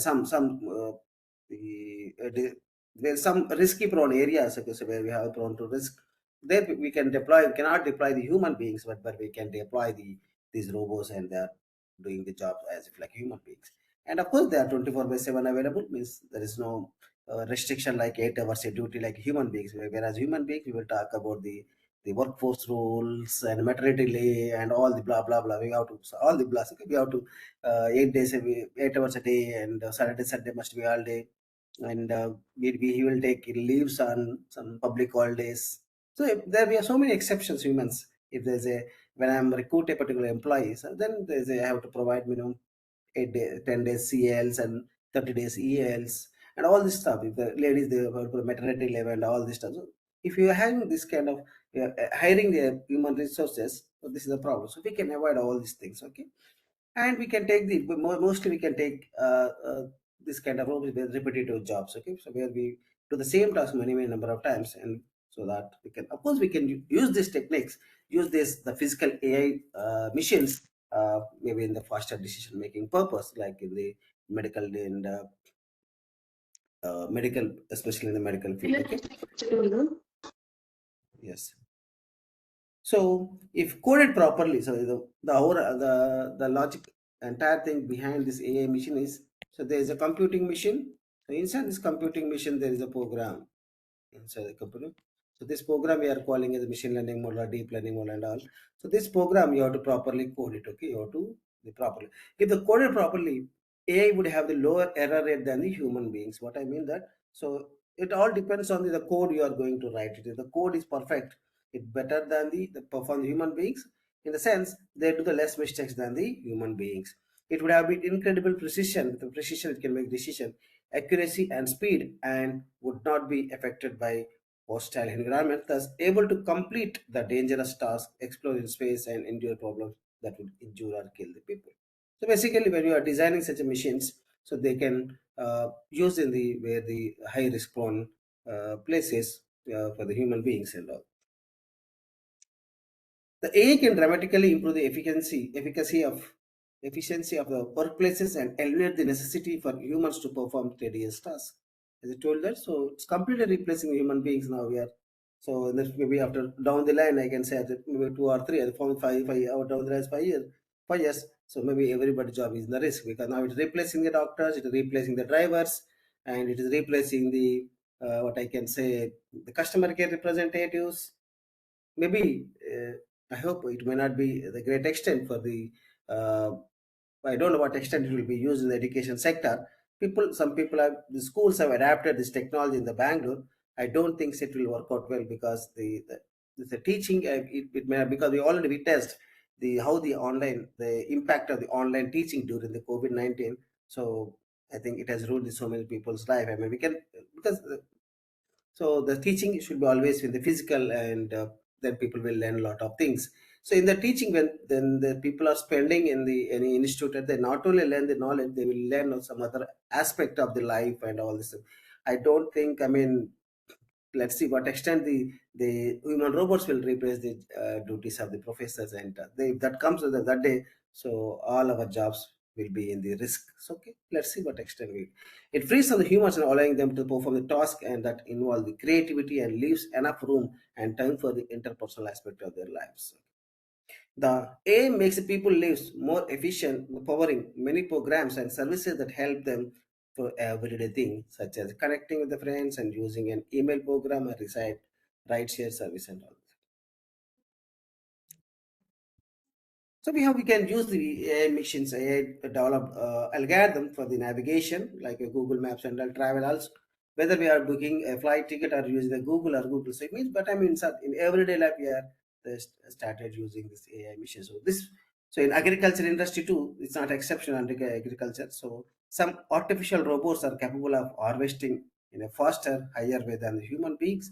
Soon we can use the human robots, the AI robots for the cultivation too, so that because there's a huge so much of the manpower shortage is there in the agriculture sector, so there we can deploy the artificial robots so that we can get the work done by these artificial robots like cultivation and all this stuff. Okay, so what else? So we can expect a total different future for healthcare with operations being performed by a robot surgeon. Yesterday I was mentioning about the robotic surgery, and a physical surgeon will all be a spectator that in that the case just will supervise it. The earlier we used to carry the surgery with maybe the presence of 4 or 5 doctors. Now the robot will do, and one doctor is sufficient to supervise whether it's going well or not. The social robots can be used in health and educational systems to support the therapist and can be programmed to practice vocabulary with the children. Of course, this is we can again we have to train these the social robots which we can apply for educational purpose. So which should be fine tuned or should be programmed more precisely for the local the programming local regional language. The smart weather forecasting and criminal justice algorithm, everywhere we can use it. So, what is the dangerous? So far, we have praised a lot about uh, the artificial agent, artificial intelligence. It's nothing but a program. Just remember that a program which is running in a computer. That's the program. So this program is doing these many things. So because you can understand how this program is written and all. So that is the AI people will do. But keeping it aside, what is there inside that program? But a program is written in some Python, which is giving the analyzing capability to the computer. So the computer so far will only blindly follow the instructions of the program. But this program, when I run this program, the computer will, after reading this program, after executing the completion of this program, computer will get some intelligence to make the decision. That's the beauty of these AI models. Yeah, so far we praised a lot about the AI systems, but the consequences, what are the consequences on the other side? If you look at the cons of this particular thing, is the dangers that AI can pose in the future are the invasion for privacy. See, the privacy is the basic human right, but AI may lead to the loss of privacy in the future. Every day it is possible to track us easily. So what it does nowadays, it is keep on tracking where we are going and where we are coming and so which shop we went. So every day, so because now we are carrying suppose maybe there are some devices, maybe in the phone, mobile also you can uh, uh, give the access certain applications where I can say we are giving access to the locations for when you are installing certain application. So we are giving access to the our phone content like your photos, our contacts, and our the location services where we are traveling. So these applications will keep track of our everyday activity. But where are the places I visited? All the data is there with their application. So there is no privacy at all. The latest technology like facial recognition can identify any individual in a crowd, and all security cameras are equipped with it. Now, what we can do? So they can even the cameras wherever we deploy the camera, they have the ability to detect the faces of the particular person. Once you train the models and stuff, it's huge tedious task. But so if suppose such algorithm is there and if a facial recognition algorithm, so they can detect wherever you go and also there is no privacy. But the more concern about the privacy because I can go for the outing and but if there's a CC camera, it will detect it and it can immediately alert to the something like that. The data gathering abilities of AI also mean that a timeline of your daily activities can be created by accessing a person's data from various social networking sites. It can get data from the not only from your mobile device, it can get from other the networking devices, social networking sources that will get your job information and all this stuff. Okay. The China is currently working on a social credit system that will be powered by the AI, so which will give all Chinese citizens a score based on how they behave. So what they are doing, so how the people will behave in the public. So suppose if you made an accident and you suddenly ran away, then it will capture your face and it will detect and accordingly it will link it to your number, so some kind of other number, something they will create some fine and also based on that the behavior of this two a person and their citizens they will analyze. Okay, they will give some penalty and all that. So they will give some, they will deduct some credit points or something. They will use some the point based systems to the penalize. Automatically, it will deactivate your driving license. Automatically, maybe it will stop your autonomous car if you are driving in a driverless car because this driverless car connected to the internet. Through the internet, they will stop your car, and so anything can happen. So everything, there's no privacy at all. Okay. Yes, I'm talking about the weapons which we are using in the defense sector. That in the defense sector, that these killer robots are military robots and drones that can search their targets and aim independently according to the pre-programmed instructions. So what they will do? So they programmed and accordingly they will capture the data and accordingly they will make the action.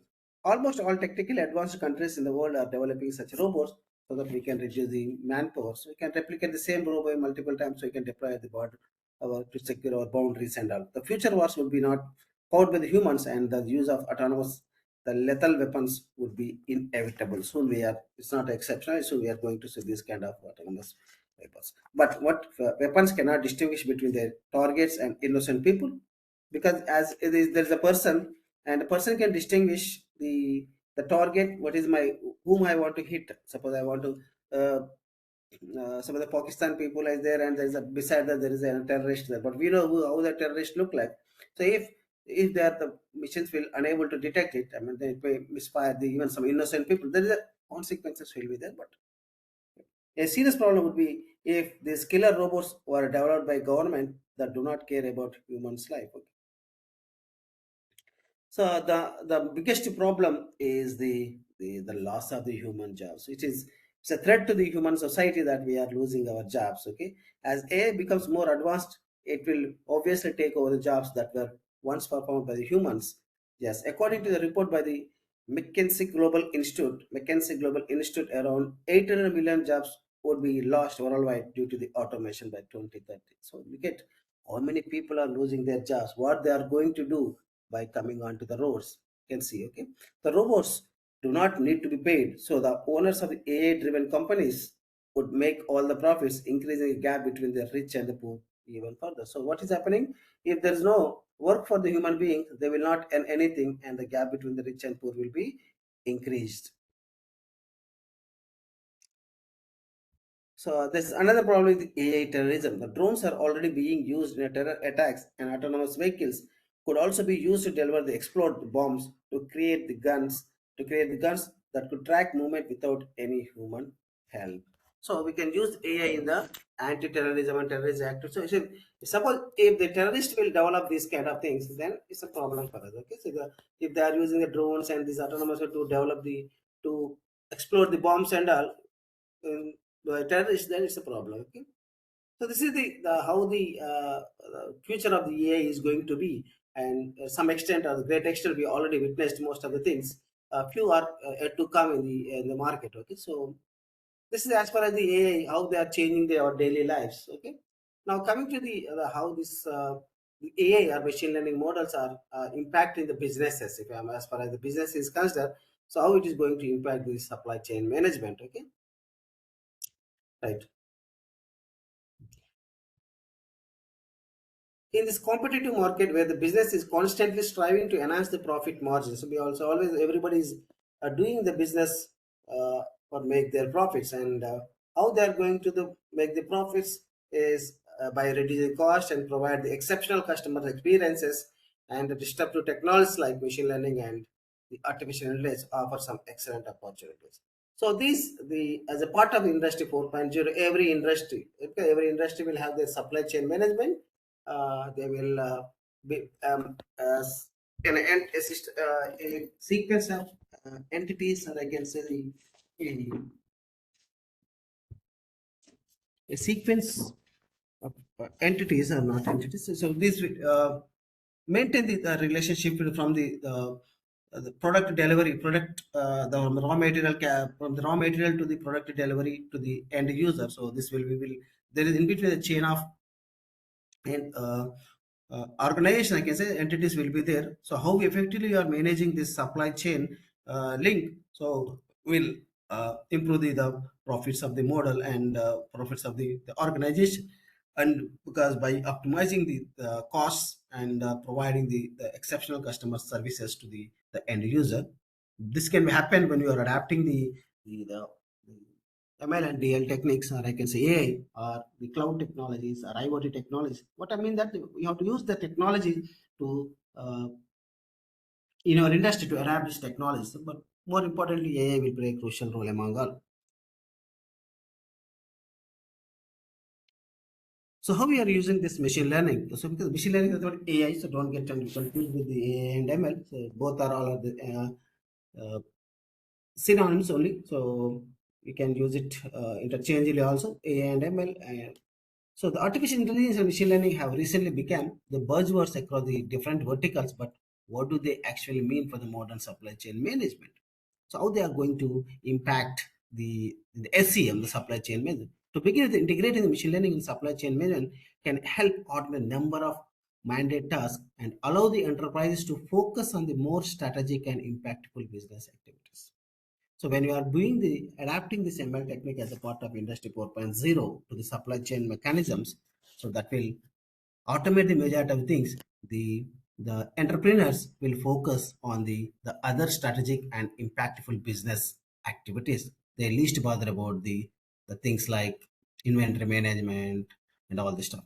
Okay, so using intelligent machine learning software, or the algorithms, I can say, the supply chain, the managers can optimize the inventory and find most suitable suppliers to keep the business running effectively. So what they are going to do, they are always they will maintain the optimize the inventory, means what they can do some kind of forecasting about the demand, how much inventory we require in advance during some festival season, and also to find more suitable suppliers to keep their business running efficient. And also it will help us to identify the more effective suppliers to keep their inventory very accurate every time. An increasing number of businesses today are showing interest in the applications of the machine learning from its varied advantages to full leveraging the human amounts of data collected by the warehousing and transportation systems and industrial logics.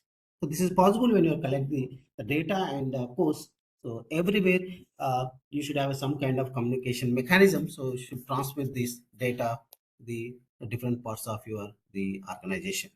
It can also help the enterprises create an entire machine intelligence powered supply chain model to mitigate the risk and improve the insights of the enhanced performance, all of which are extremely crucial to build the global competitive supply chain model. So what I want to say that we have to adapt these machine learning models to optimize your supply chain measure to make the progress. A recent study by Gartner suggests that the innovative technologies like AI and ML would disrupt the existing supply chain operating models significantly in the future. Considered as one of the high benefit technologies, ML techniques enable efficient process resulting in cost saving and increased profit. I was mentioning very beginning that, so why should we adapt these technologies AI and ML is to make your supply chain very profitable, and so that give the better experience to the customers and end users basically. Before going to the details how the machine learning can revolutionize the supply chain, discussing the examples of companies successfully using ML in their supply chain delivery, let us first. Okay, so now let's see the how different kind of organizations have adapted already. So far I was discussing how it is going to be if you adapt this. Now let's see the witness the case studies which already people have used as ML as their supply chain management. So in the case of the here are a few of the challenges faced by the logistics and supply chains that machine learning and artificial powered solution can solve is what are the different kind of the challenges the typical supply chain management will suffer. The one is the poor resource planning. So because it's a manual process and more human centric and human intensive process, so the traditional supply chain management. So now they have poor resource planning, so we cannot utilize the resources full extent. So sometimes there is if anything happens, so then all things will be disrupted. So we cannot utilize the because there is a communication will not be there. There is no improper information, so we don't get the information very fastly, and all these things will result into the poor resource planning in the supply chain management.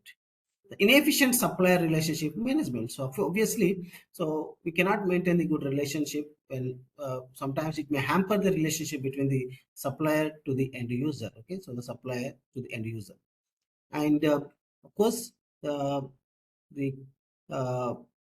technical downtime. So with a technical something in your assembly line, something is going to happen. So something has happened. Some is then because some work machine is not some the downfall. So if you these are all we can if there is a mechanism to that detect these kind of the maintenance issues in advance, like predictive maintenance. If I deploy some kind of predictive maintenance mechanism, so when this particular machine is going to give a problem. So if you roughly, I may not be exact, suppose maybe in the next month, so when they're going to give a problem. So if you are alert. If you are aware of that, when a particular what is the lifespan of the machine, how many hours it has already used, and if you have some statistics data available per machine, how many hours it has used, and what is capacity, all these things when it got repaired last time, and if you have what is the age of the machine. If you have this kind of data about a particular machine, then we can do some kind of the predictive maintenance. Means I can in advance I can detect when I'm supposed to do the maintenance of a particular machine. When I know this, that immediately what I will do. So I will accordingly I can adjust my manpower, or I can reduce my production, so that we can reduce the technical downtimes. And right now the transportation cost, we can reduce the transportation cost. If you don't have if you have improper supply chain management, we can increase the transportation costs and all this stuff. So there are certain limitations like poor resource planning, inefficient supply management, and unable to satisfy the customer needs. And we don't have quality, cannot produce quality and safety in our the manufacturing uh, process, and there is increasing the technical downtimes. When there's a technical downtime, we can increase the downtimes of the technical. So we have supposed to be, we should not have any downtimes, but sometimes it may increase the. So when this is happens when you have a totally relying on the humans, okay, and the cost inefficiency. So this may increase the when you research planning and all this, consequently that leads to the cost. Okay, so we can increase the cost of the product. The determining the price, suppose we are the pricing sometimes may be high and low. Okay? So transportation costs, this may increase the cost of the you can unable to decide. I mean the price, and the product price is more, and then you cannot, people may not afford, then again it's a problem for the manufacturers. Okay? These are all they have impact on the price, the end user, and the pricing of the product and their sales when you have improper supply chain. So that's the reason it is worth to adapt. And people think that why don't we adapt the ML technologies or AI technologies for the supply chain management, okay, to solve these kind of problems.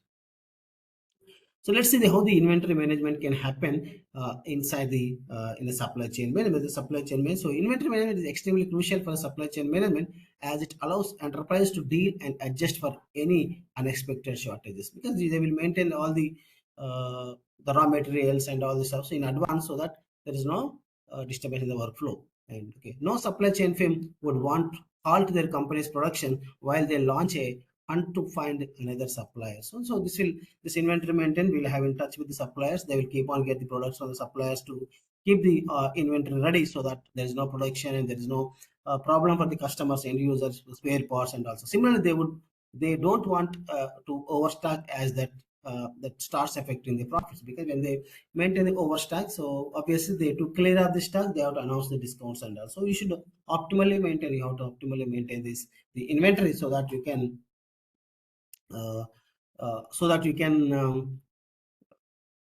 get the profits. So you not announce, if you have enough stock, there's always demand for a product, and you need not to give much discounts to the products. The inventory management is in a supply chain. SCM is largely about striking a balance between the timing and purchase orders to keep the operation going smoothly, while not overstocking the items that they won't need or use. So what they essentially this inventory has to maintain the product which are not in demand. We need not to maintain too much. The product which are in demand, we have to maintain optimal stock. We not keep too much extra, should not keep too much less, so that otherwise it will be the problem. If you keep the too much less, so it may halt your supply chain, and it may halt your production and all. If you keep too excessive, you may have to drop the price of your product to clear up this inventory. Otherwise it will increase the burden for the manufacturer, because they usually bring the money from outside and they will invest here, so they have to pay interest and also to balance all these things. They have to clear up the stock, so that you can get money will be floated, rotated, and they can clear up they can give it back to the banks and all that. Yes. Then the quality and the safety, if I mean that with mounting pressures to deliver the products on time, to keep the supply chain assembly line moving, the maintaining a dual check on the quality as well as the safety becomes a big challenge for a supply chain firms. So it could produce a big safety hazard to accept substandard parts not meeting the quality and the safety standards.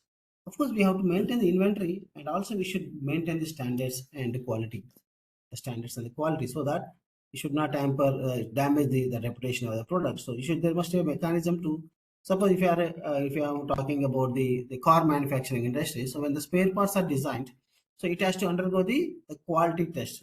So people can do it manually. There's a human manual. So far, the people are doing the manual testing. I mean, the quality testing, but we can still make it automated. Things that we can. There's a surveillance system that will detect it. Is there any item is missing in the inventory, or is there any part of the particular part is missing? It's based on that we can develop some kind of the automated system for the quality and safety measures.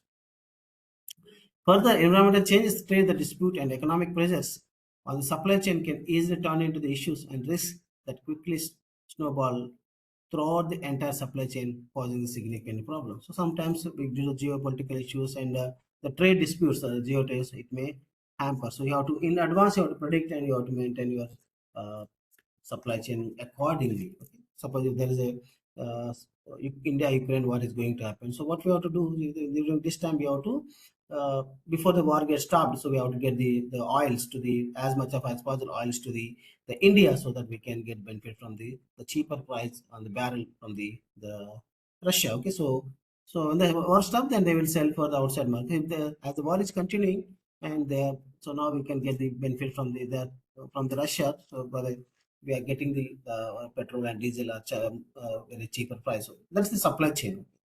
We should be aware of what is happening in the Jaipur. The problems due to the scarce the resources. Okay, so issues faced in logistics and supply chain due to the scarcity of the resources. If the resources are not enough, suppose there is a huge production and you don't have the vehicles to transport it. Okay, like that. So you should know all these things in advance, so that we should not hamper. So if this many vehicles are produced, if you know the clear idea, if you forecast that these many vehicles are going to produce by the Maruti Suzuki showroom, suppose, so we should have enough number of vehicles to transport to the different parts of the country. Okay, so but the implementation of AI and machine learning in the supply chain and logistics have made the understanding of the various facts much easier. So, okay, algorithms predicting the demand and supply after studying the various factors enable the early planning and stocking accordingly. So we should have idea about how many particular cars are available to each and every showroom of the Maruti Suzuki. So accordingly, we can reduce. Suppose already in every dealer throughout the India, so already having the Baleno car, so they will reduce the production of the Baleno.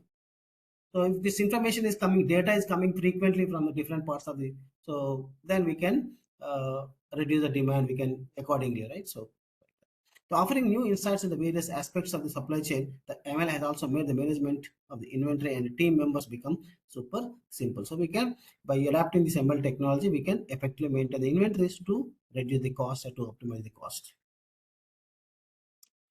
So when the traditional, the moment when in the traditional supply chain management,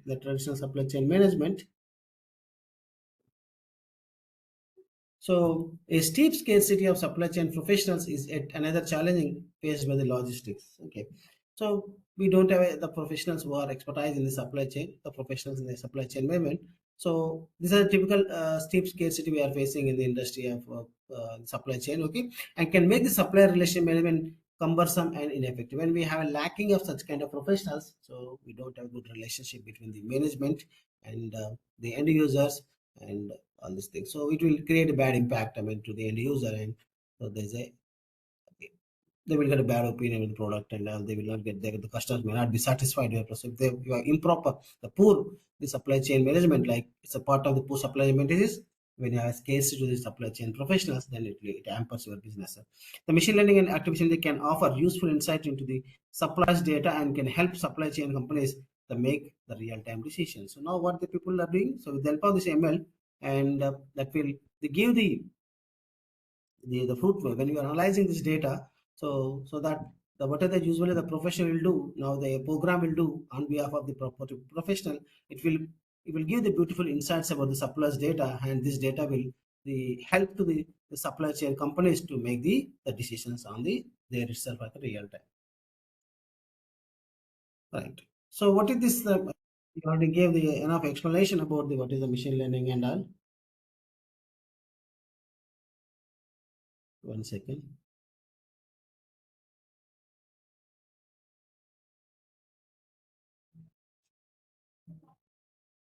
Okay. So I think we have already given what is the machine learning. I think the machine learning is the techniques that process the large values of the real-time data to bring the automation into the process and improve the decision making across various industries. That is called the industry 4.0. We are industry 4.0 when we are adapting it. So when you have a data, so this data can be generated from the sensors. It could be generated from the surveillance systems. Any device in this in the world can generate the data, and this data has to be transmitted and stored at some place for processing purpose, right? So these machine learning models will learn from the experience. Means by processing this data, it will learn how we all learn. So by birth, I don't know Telugu, right? But how I learn Telugu? So my mother used to teach me what is the Telugu and what are Telugu words, Telugu alphabets. So like that, I have learned. How? Because I have a brain, which is there in my human, it's a part of my body. So it's a brain organ has facilitated the learning process. So through learning, I have learned how the Telugu is, how to speak English, how to speak Telugu and all, how to detect the objects. By birth, soon after I gave, my mother has gave birth on this earth, I didn't know anything, able to detect everything because the experiences. So same way, your machine will experiences through all these scenarios. So does it learn? No, it will not learn. But you have to program in such a way. You have to program in such a way that when it pass through the experiences, how the human beings are passing, if it has to learn. So it means that the algorithm, the programs, now onwards, whatever you are writing, is not the program which I have written so far. These programs are quite different. That these programs will provide the learning capability to uh, the machine, so that they will take the decision on their own after experiencing experience means after reading the data. Experiences means the data are nothing but the data set in the machine learning terminology. Okay. So why is machine learning important to supply chain management? Yes, to solve all the said problems. I listed out so many problems: improper resource planning, inefficient supply relation management, increasing more downtimes and in cost inefficiency, and more transportation costs. To address all these problems, all these problems, the great extent in the supply chain management. So we can have to adapt this ML as a part of the industry 4.0, and I think companies are doing so. So with some of the largest and the renowned firms beginning to pay attention to what machine learning can do to improve the efficiency of their supply chains. So let us understand how the machine learning in supply chain may address the problems, and what are the current applications of the powerful technology in supply chain management. So there are several benefits that machine learning or ML delivers into the SCM. So one is we can cost efficiency due to the machine learning, which systematically drives the waste reduction and quality improvement. So we can reduce the cost, we can manage the cost very efficiently, or we can price our products very efficiently by reducing the cost and as well as the increasing the quality of the products. Product supply. Uh, ML technology. The optimization of the product flow in a supply chain without the supply chain firms needing to hold the much inventory. So what we are trying to do, so we are reducing the cost by without maintain the much inventory. So when you have a data about the how much inventory is required, how many spare parts are required, how much raw material, like if you have such data is available with you. So it's getting the real time data constantly. So you can accordingly procure the items, or you can manufacture the products, and you can keep enough inventory without disturbing your entire chain. Okay. Seamless supply relation management due to the simpler, fast, and proven administrative practices. Okay, we can do. The machine learning helps the derive the actionable insight, allowing for the quick problem solving and continual improvement. So if there is any problem, so the hackers in the chain, then it will immediately it will predict in advance. I mean, we can with help of we can if any machine is going to halt, maybe the next one we can do some kind of predictive maintenance algorithms where it will predict what could be the expected. We can predict it in advance. Okay, so accordingly we can make the arrangements so that without hampering our supply chain. The top 9 use cases of the machine learning in supply chain is the machine learning is a complex yet interesting subject that can solve the number of issues across the industries. So of course every industry is a medical industry, it's a pharmaceutical industry, it's a healthcare industry, whether it's the aviation industry, or if I name is agriculture sector, or if I'm saying the banking industry. If you name any industry, every industry has a supply chain management, and this is one case study where we can use the machine learning for the supply chain to optimize these operations, to optimize its the operations. Okay. Supply chain being a heavily data reliant industry has many applications of the machine learning are illustrated below are the top 9 use cases of machine learning in supply chain management, which can help the drive the industry toward the efficiency and the optimization. So what we are going to do is we can do some kind of predictive analytics. We can do some kind of predictive analytics. So we can expect the suppose if I'm talking about the Maruti Suzuki supply chain, so they have to maintain sufficient inventory during the rainy season about the rain spends rain by wipers in your car and the tires and some brake systems and all this, because when your people are in the rainy season usually get this kind of problem. This data is already there in the previously the last year they got this many orders for this particular item, so maybe 1 lakh orders. So based on that, can predict that, because the in between they might have already sold some cars in the 1 year they might have sold. So altogether they will predict. So this year we need 1,50,000 of rain fibers during the rainy season. So once we come to know that kind of prediction, predictive analytics is performed, so it will maintain the enough inventory, and so accordingly it will start producing in their manufacturing plants. They will produce, and they will once they produce it, then they will after 1,50,000 of rain wipers, then they will wipers blades, and they will put in the inventory. Then they will start producing the other items. So like that, we can plan very efficiently for the reduce the cost and all. Okay. Then automated quality inspection. So as I mentioned that earlier, we can do this quality inspection by manually, but with the help of the surveillance system, so where I can deploy the CCTV camera, it will keep track of the. So is there any part, suppose you forgot to fix one bolt in one part of the, so humans can mistake, right?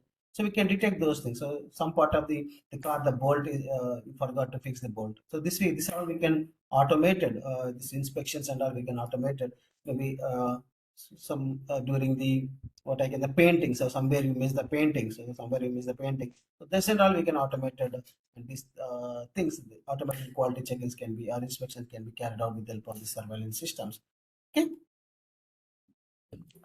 Then streamlining of the production planning. So we can, I told you that once we have get the rough estimate of how many of items you want to generate, you're expecting this year, the rainy season, or accordingly we can generate the production. We can streamline. There is intellect. Then reduce the cost and the response time. Obviously, we can when you optimize your resources very effectively. So you can accordingly you can reduce the manpower, and then you can use the 3 shifts or 2 shifts a day, and like that you can reduce the costs of the manufacturing and cost for the labor, and of course the response time, because if you are automated things, these automated machines will work very powerful, and we can reduce the downtime when you are a proper predictive maintenance tool. So we can automated reduce the response times, so that we can overall we can increase the more productions and with less cost. Again, we can have a good warehouse management to keep track of all your inventories and all. The reduction in the forecast errors. So we can estimate the by using a ML model, we can estimate the what I can say the forecast uh, the expected number of items and all the things we can do by predictive maintenance. The last mile tracking. So we can, if I keep track of the item which is being produced, if I put the RFID tag, so the moment a particular item is being started producing, suppose what they will do, suppose there was we can, if you're talking about a company, where is that recently there's one car company, they can customize 100%.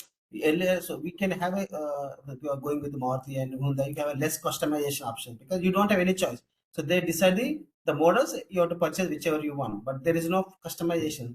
So I want this feature in this car, and so this customization is not possible. But there is a French company, I think it is, I don't know. So it is providing 100% customization. So the moment when the customer is say the 100% customizations, so I will give one RFID to that particular customer. So when I book the car in online, this specifications, okay. So then the moment when I scan this RFID, then it will get is that he want this particular color. When this painting is happening, they will scan this RFID. Yes, this user wants this color, they will do paint that color. When it comes to that, then he want this kind of rain vipers, he can assign. He want this kind of fog lamps. So every stage you can, by keep tracking of this RFIDs, we can come to know what is the choice of the user, and then accordingly we can fit the car and we can deliver it to the rest. So this, and we can track the last mile by using RFID technologies, of course. So again, it's a kind of technology that will keep track of the items which are in the assembly line or in the workflow. Yes, we can reduce the frauds. We can do we can reduce the frauds. We can do the fraud prevention. Okay? So the great extent we can reduce the frauds in our system. Somebody may steal your items, and all those things can be done. Okay? Can be kept tracked.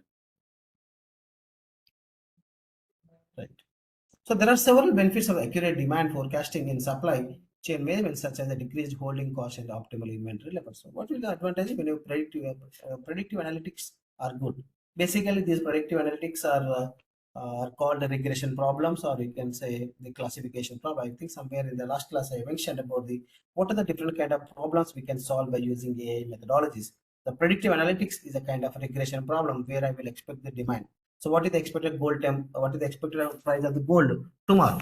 This is a predictive. What is the expected stock price open? So it's again regression problem. What is the expected temperature tomorrow? It's a regression problem. Similarly, so in the regression problem, we are always interested to estimate the continuous outcome as an output, like the number, continuous outcome, which means continuous variable is a number.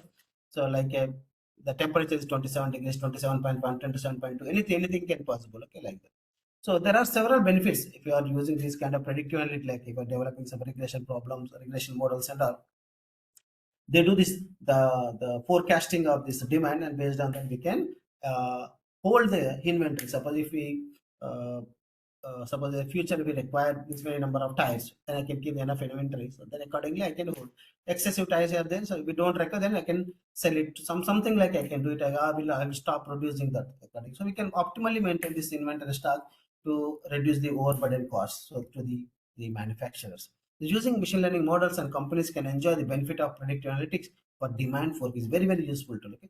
These machine learning models are adept at identifying hidden patterns in the historical demand data. The machine learning in supply chain can also use to detect issues in the supply chain even before this disrupt the business. Okay, so we can also detect some, if there is any flaws in your system, also we can detect by using predictive analytics. Having a robust supply chain forecasting system, that means that the business is equipped with the resources and intelligence to respond to the emerging issues and the threats. So, and the effective of this response increases the proportional to the how far the business can respond to the problem. So we can. So what I mean to say that the predictive analytics will play a crucial role in the supply chain management to optimize the costs of these inventories. Okay. People are using as a part of the industry 4.0. Yes, automated quality inspection for the robust management. As told, because with the help of CC cameras. Logistics hubs usually conduct the manual quality inspections to inspect the containers or packages for any kind of damage during the transit. So the growth of the artificial intelligence and machine learning have increased the scope of automating the quality inspection in the supply chain. Now we are doing you can deploy the artificial robot, or you can put the CC cameras. So when this item is passing through the shipping, then we can identify the defect in the burger. Machine learning enabled techniques allow for the automated analysis of the defects in industrial equipment to check the damage by the image recognition. I told us with the help of the image recognition through CC camera. So this is called a classification problem, or also called anomaly detection. Maybe in the yesterday I was listed four or five problems in which I addressed using AI, like in which classification, then clustering, and I was mentioning about the anomaly detection, then I was mentioning the dimensional reduction, then I was mentioning the regression. So this particular the automated quality inspection comes under the anomaly detection or the classification. Mostly it comes under the anomaly detection because the bugs the defect will occur very rarely, right? So the rare item. So we can how the normal parts will look like, how you don't know how a damaged part item look like. So once you know that the behavior, the patterns of the normal items, you can easily detect the abnormal item or defected item. So this comes under the anomaly detection problem. Yes, the real-time visibility to improve the customer experience. Because the customers are end users are the crucial for any businesses, and as long as if they are happy, your business will grow. Otherwise, no. The statistical survey, the identify the identified the visibility as an ongoing challenge that grapples the supply chain businesses. A thriving supply chain business heavily depends on the visibility and the tracking. How we are keep tracking of our customers' issues and what is the visibility and all. We constantly look for the technology that can improve the visibility. The machine learning techniques include the combination of the deep analytics and IoT and real-time monitoring can be used to improve the supply chain visibility substantially.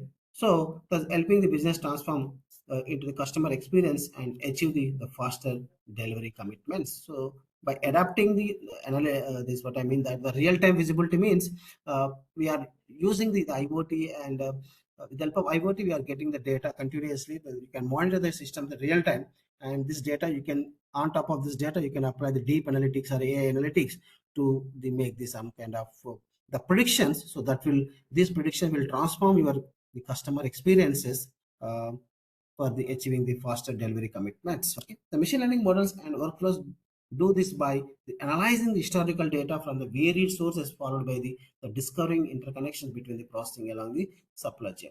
What I mean that as a part of the industry 4.0, every organization now people are adapting this IoT for the real-time monitoring, and for analytics you can use the AI and ML or big data for analytics and also. So an excellent example for this is Amazon using machine learning techniques to offer exceptional customer experience to its users. The ML does this by enabling the company to gain insights into the correlation between the product recommendations and subsequent website visits by the customer. So what you do, it will do some kind of the recommendation system.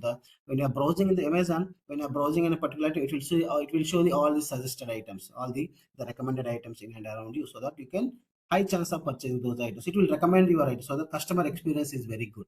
So customer feel very happy. You need not to say go back to the search button, search all the things. So based on the previous history and all, it will it will identify the behavior of the user, and based on that, it will give the recommendations. The recommendations is streamlining production planning. We can streamline the entire production planning if you adapt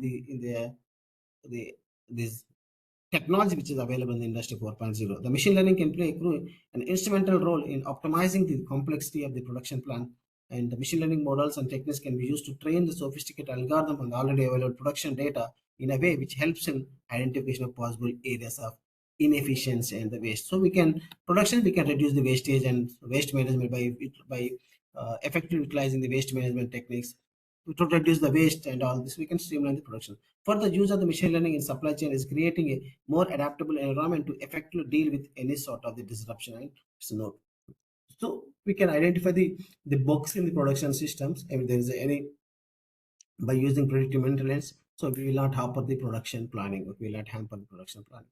So ultimately, we will reduce the cost and the response time, because the product will be delivered in a very fast, and of course we are delivering with the reduced cost because of the optimizing the resources and all this stuff. Just proper warehouse management, efficiently supply chain plan usually synonymous with the warehouse and inventory based management. So we have to maintain the warehouse means the inventory means the stock at a particular store. Okay, the warehouse means suppose the warehouse if you state the warehouse is there for every state in the cars. So we have to perfectly balance between the warehouse and the inventory at the showroom. The showrooms are inventory at the showroom, the warehouse at the region wise. Okay. The machine learning supply chain within the models, techniques, and forecasting feature can also solve the problem of both under the outstocking or understocking problem. So we should not keep our warehouse and the inventory should be either overstock or understock. Using AI, we can do the predictions. So how much stock is required in advance, so that we will maintain enough stock in the both inventory as well as the warehouse. Right. This and the last mile delivery is a critical aspect of the entire supply chain, as it is efficiency can have the direct impact on the multiple verticals, including the customer experience. Okay, so like that I said, RFID and all. So you can make the customers very happy when you provide this kind of last mile trackings. So the machine learning will help us in the detecting the frauds, any mysterious things are happening inside a plant, and so the companies are adapting the this supply chain machine learning as a part of their supply chain. Amazon. So one of the renowned supply chain leaders in the e-commerce industry, Amazon leveraged the technologically advanced and innovative system based on the AI and machine learning, such as automated warehousing and drone delivery. So they are using the for to meet the last mile connectivity. They are using in some parts of the country. If you're not the forest and all, you cannot go. You can go with the help of the drone and all. So customers are very happy. Their reachability is very good. Their business will be improved. And automated warehouse means to optimize. Suppose there's a big billion days is going to happening or some republic some event designs, then they will give enough number of iPhones and enough iWatches. So based on the previous data, the last year they sold 1 lakh iPhones. So this year they are expecting the 1 lakh 20. Then they will collect all the 1 lakh 20 iPhones in advance, and they will maintain in the warehouse, something like that. And even the Microsoft is not exceptional. That is also using the supply chain machine learning supply chain for the supply. Okay, the Alphabet, it's another internet conglomerate, is a well-known technological gain and highly innovative technology company. Alphabet relies on the flexible and responsible supply chain, which can collaborate across regions in a seamless fashion. So Alphabet supply chain leverages the machine learning, AI, and the robotics to become the completely automated. So they are even the Procter and Gamble is a consumer goods company, so it will also using this the ML as a SEO. The Rolls-Royce cars, which is a famous very luxury cars in the automotive industry. So it's the automotive industry, this is the consumer goods industry, this is the technology industry, internet conglomerate, and Amazon is the e-commerce industry. Microsoft is again say that computer science. Again say in the hardware industry, I can say Rolls-Royce. So every industry has started using this technologies, especially I will emphasize ML as part of the supply chain, as a part of the Industry 4.0. So the bottom line is, if you are adapting these technologies, and we can increase the production and reduce the production cost and increase the quality, and we can prevent the frauds and optimize the inventory and warehouse very effectively. So bottom line is that every industry has to adapt this the latest technology, the disruptive technology like IoT and ML, AI and big data and cloud computing, and maybe if possible we can use the blockchain, which is very evolved recently. So blockchain also we can use it as a part of Industry 4.0 to secure our data and all. Okay, so that's all, guys, about the how we can use the AI or ML models for the supply chain and management as a part of the Industry 4.0. So I have discussed some of the case studies and who has used and what is the benefit we will get it. I discussed. I think I have done with my presentation. So thanks for giving the opportunity, and so that's all, guys, about from my side. And if you have any queries, please let me know, and the session is open for the queries. Participants, if you have any queries, you can raise now. May I come in, Chat sir? box. Sure. Sir. Yes, sir. Yeah. You're So welcome. once again, today we had a second excellent presentation. Thank you, Professor, for elaborately, discussing about SEM, supply chain management and logistics as a part of, AI and other things. It is not a query. So I would like to add one point in your same line. In between, Yes. half an hour before you said one car company in France, you do not know, they are giving all things, with respect to customers' requirement. So here, I'm in Singapore last month. There is one company everybody knows. The name of the company is Hyundai. They have very big building of Hyundai car manufacturing industry in Singapore. Especially they manufacture only EV. EVC. Just we can go along with our family members. Morning you can give the specification. Order. Yes, sir. Evening you can take the delivery. Yes, sir. So, Even the same, This is the one same thing as advantage adapted Tesla very long back, sir. Gigafactory, the Tesla Gigafactory, the US.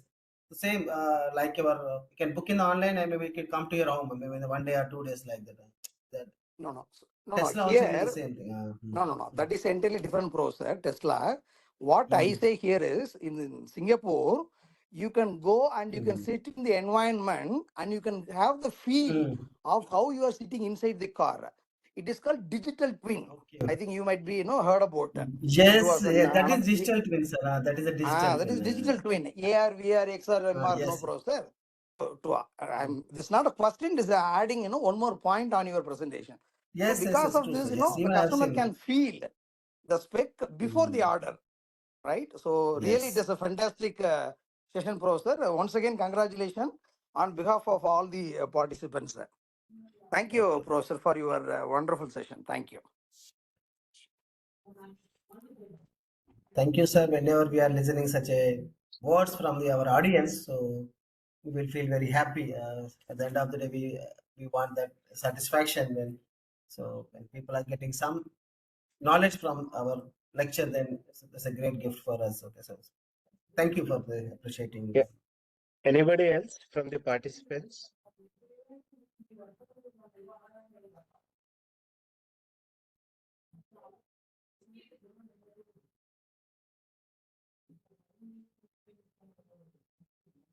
Okay, otherwise, thank you, Dr. Ramalinga Swami Garu. You have enlightened us with a beginning from which is well known to everybody. I hope most of you are from academicians. So how well we can use in our daily life, and so that we can apply in manufacturing. So right from the driverless car, then diagnostics, and how we are using robotics as a pros or a merit side. At the same time, we have discussed the disadvantages also. Like most threat is the security issues when we are applying artificial intelligence. The same thing, Yes. how we can apply in manufacturing. So both in inventory management and of course the warehouse management. And you have enlightened us both of artificial intelligence and machine learning in supply chain management. So as per our discussion, as per our title, so the manufacturing 4.0 will utilize both AI and machine learning for betterment as a sustainability by using ethics and sustainability so that we can optimize the resources. Thank you, sir. Thank you very much on behalf of everybody, and hope have a great day, sir. Thank you. Good Thank night. you. A good night. Yeah, participants, thank you very much. You can leave. Dr. Ramesh, sir, Yes. can I take one moment? Yeah, sir. So Why the not? form, have you shared that session 4 link feedback form, sir? Yes, sir. Yes, sir. It That is there in chat box. It is there in chat I could box. not find. In 851, there is one link. So when I click the link, Yes. it is telling me that you have already responded. Yeah, exactly. That is a link, sir. No, you No, no, no. that Sorry. is session 3. No, No, kindly check, sir, sir, sir. please. Earlier to Yes, that, sir. 847 it is there.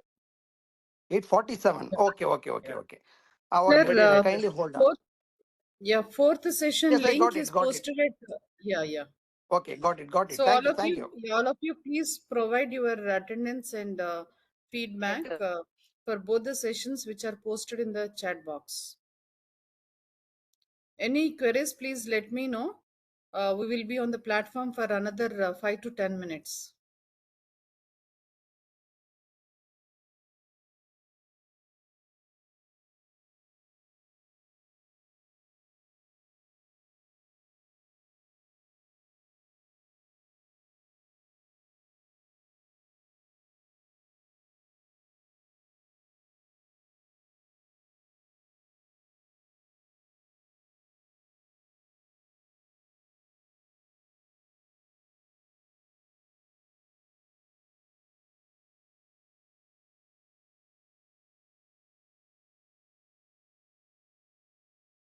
Okay, Professor, thank you very much. Have a wonderful evening, all of you. Thank you, Saraswati Thank, ma'am, for your support. Thank you. Thank you, Professor. Yeah, Thank you. thank you. Thank you, sir. thank you. Thank you. Thank you, sir. You're Yes, always yes. welcome. Thank you. Thank you.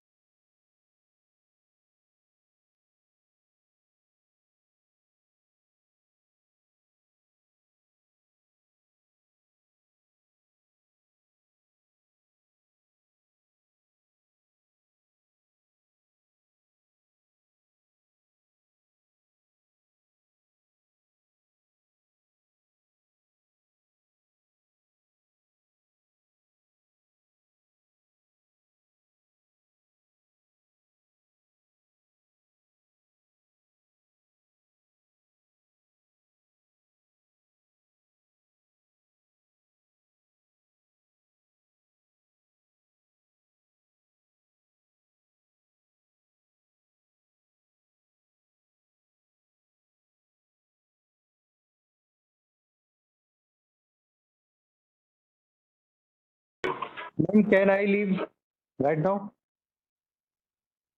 Yes, sir. Yes, sir. Okay, thank you, ma'am. Thank you.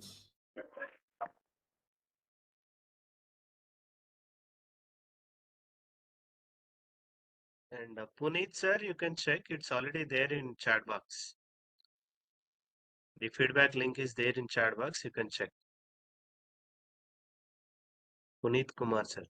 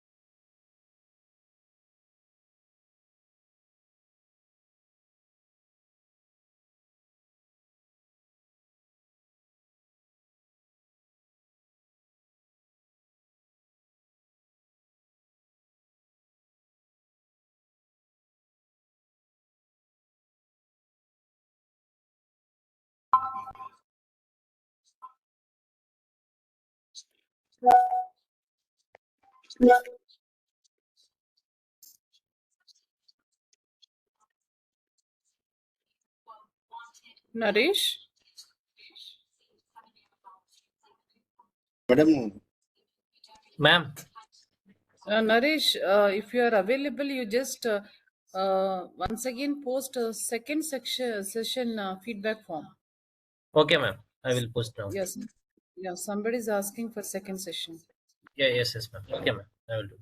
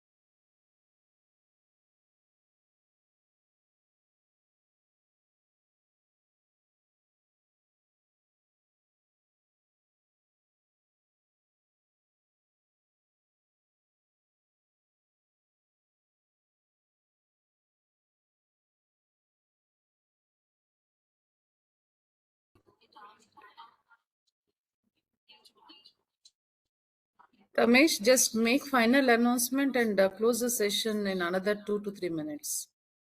Okay, ma'am.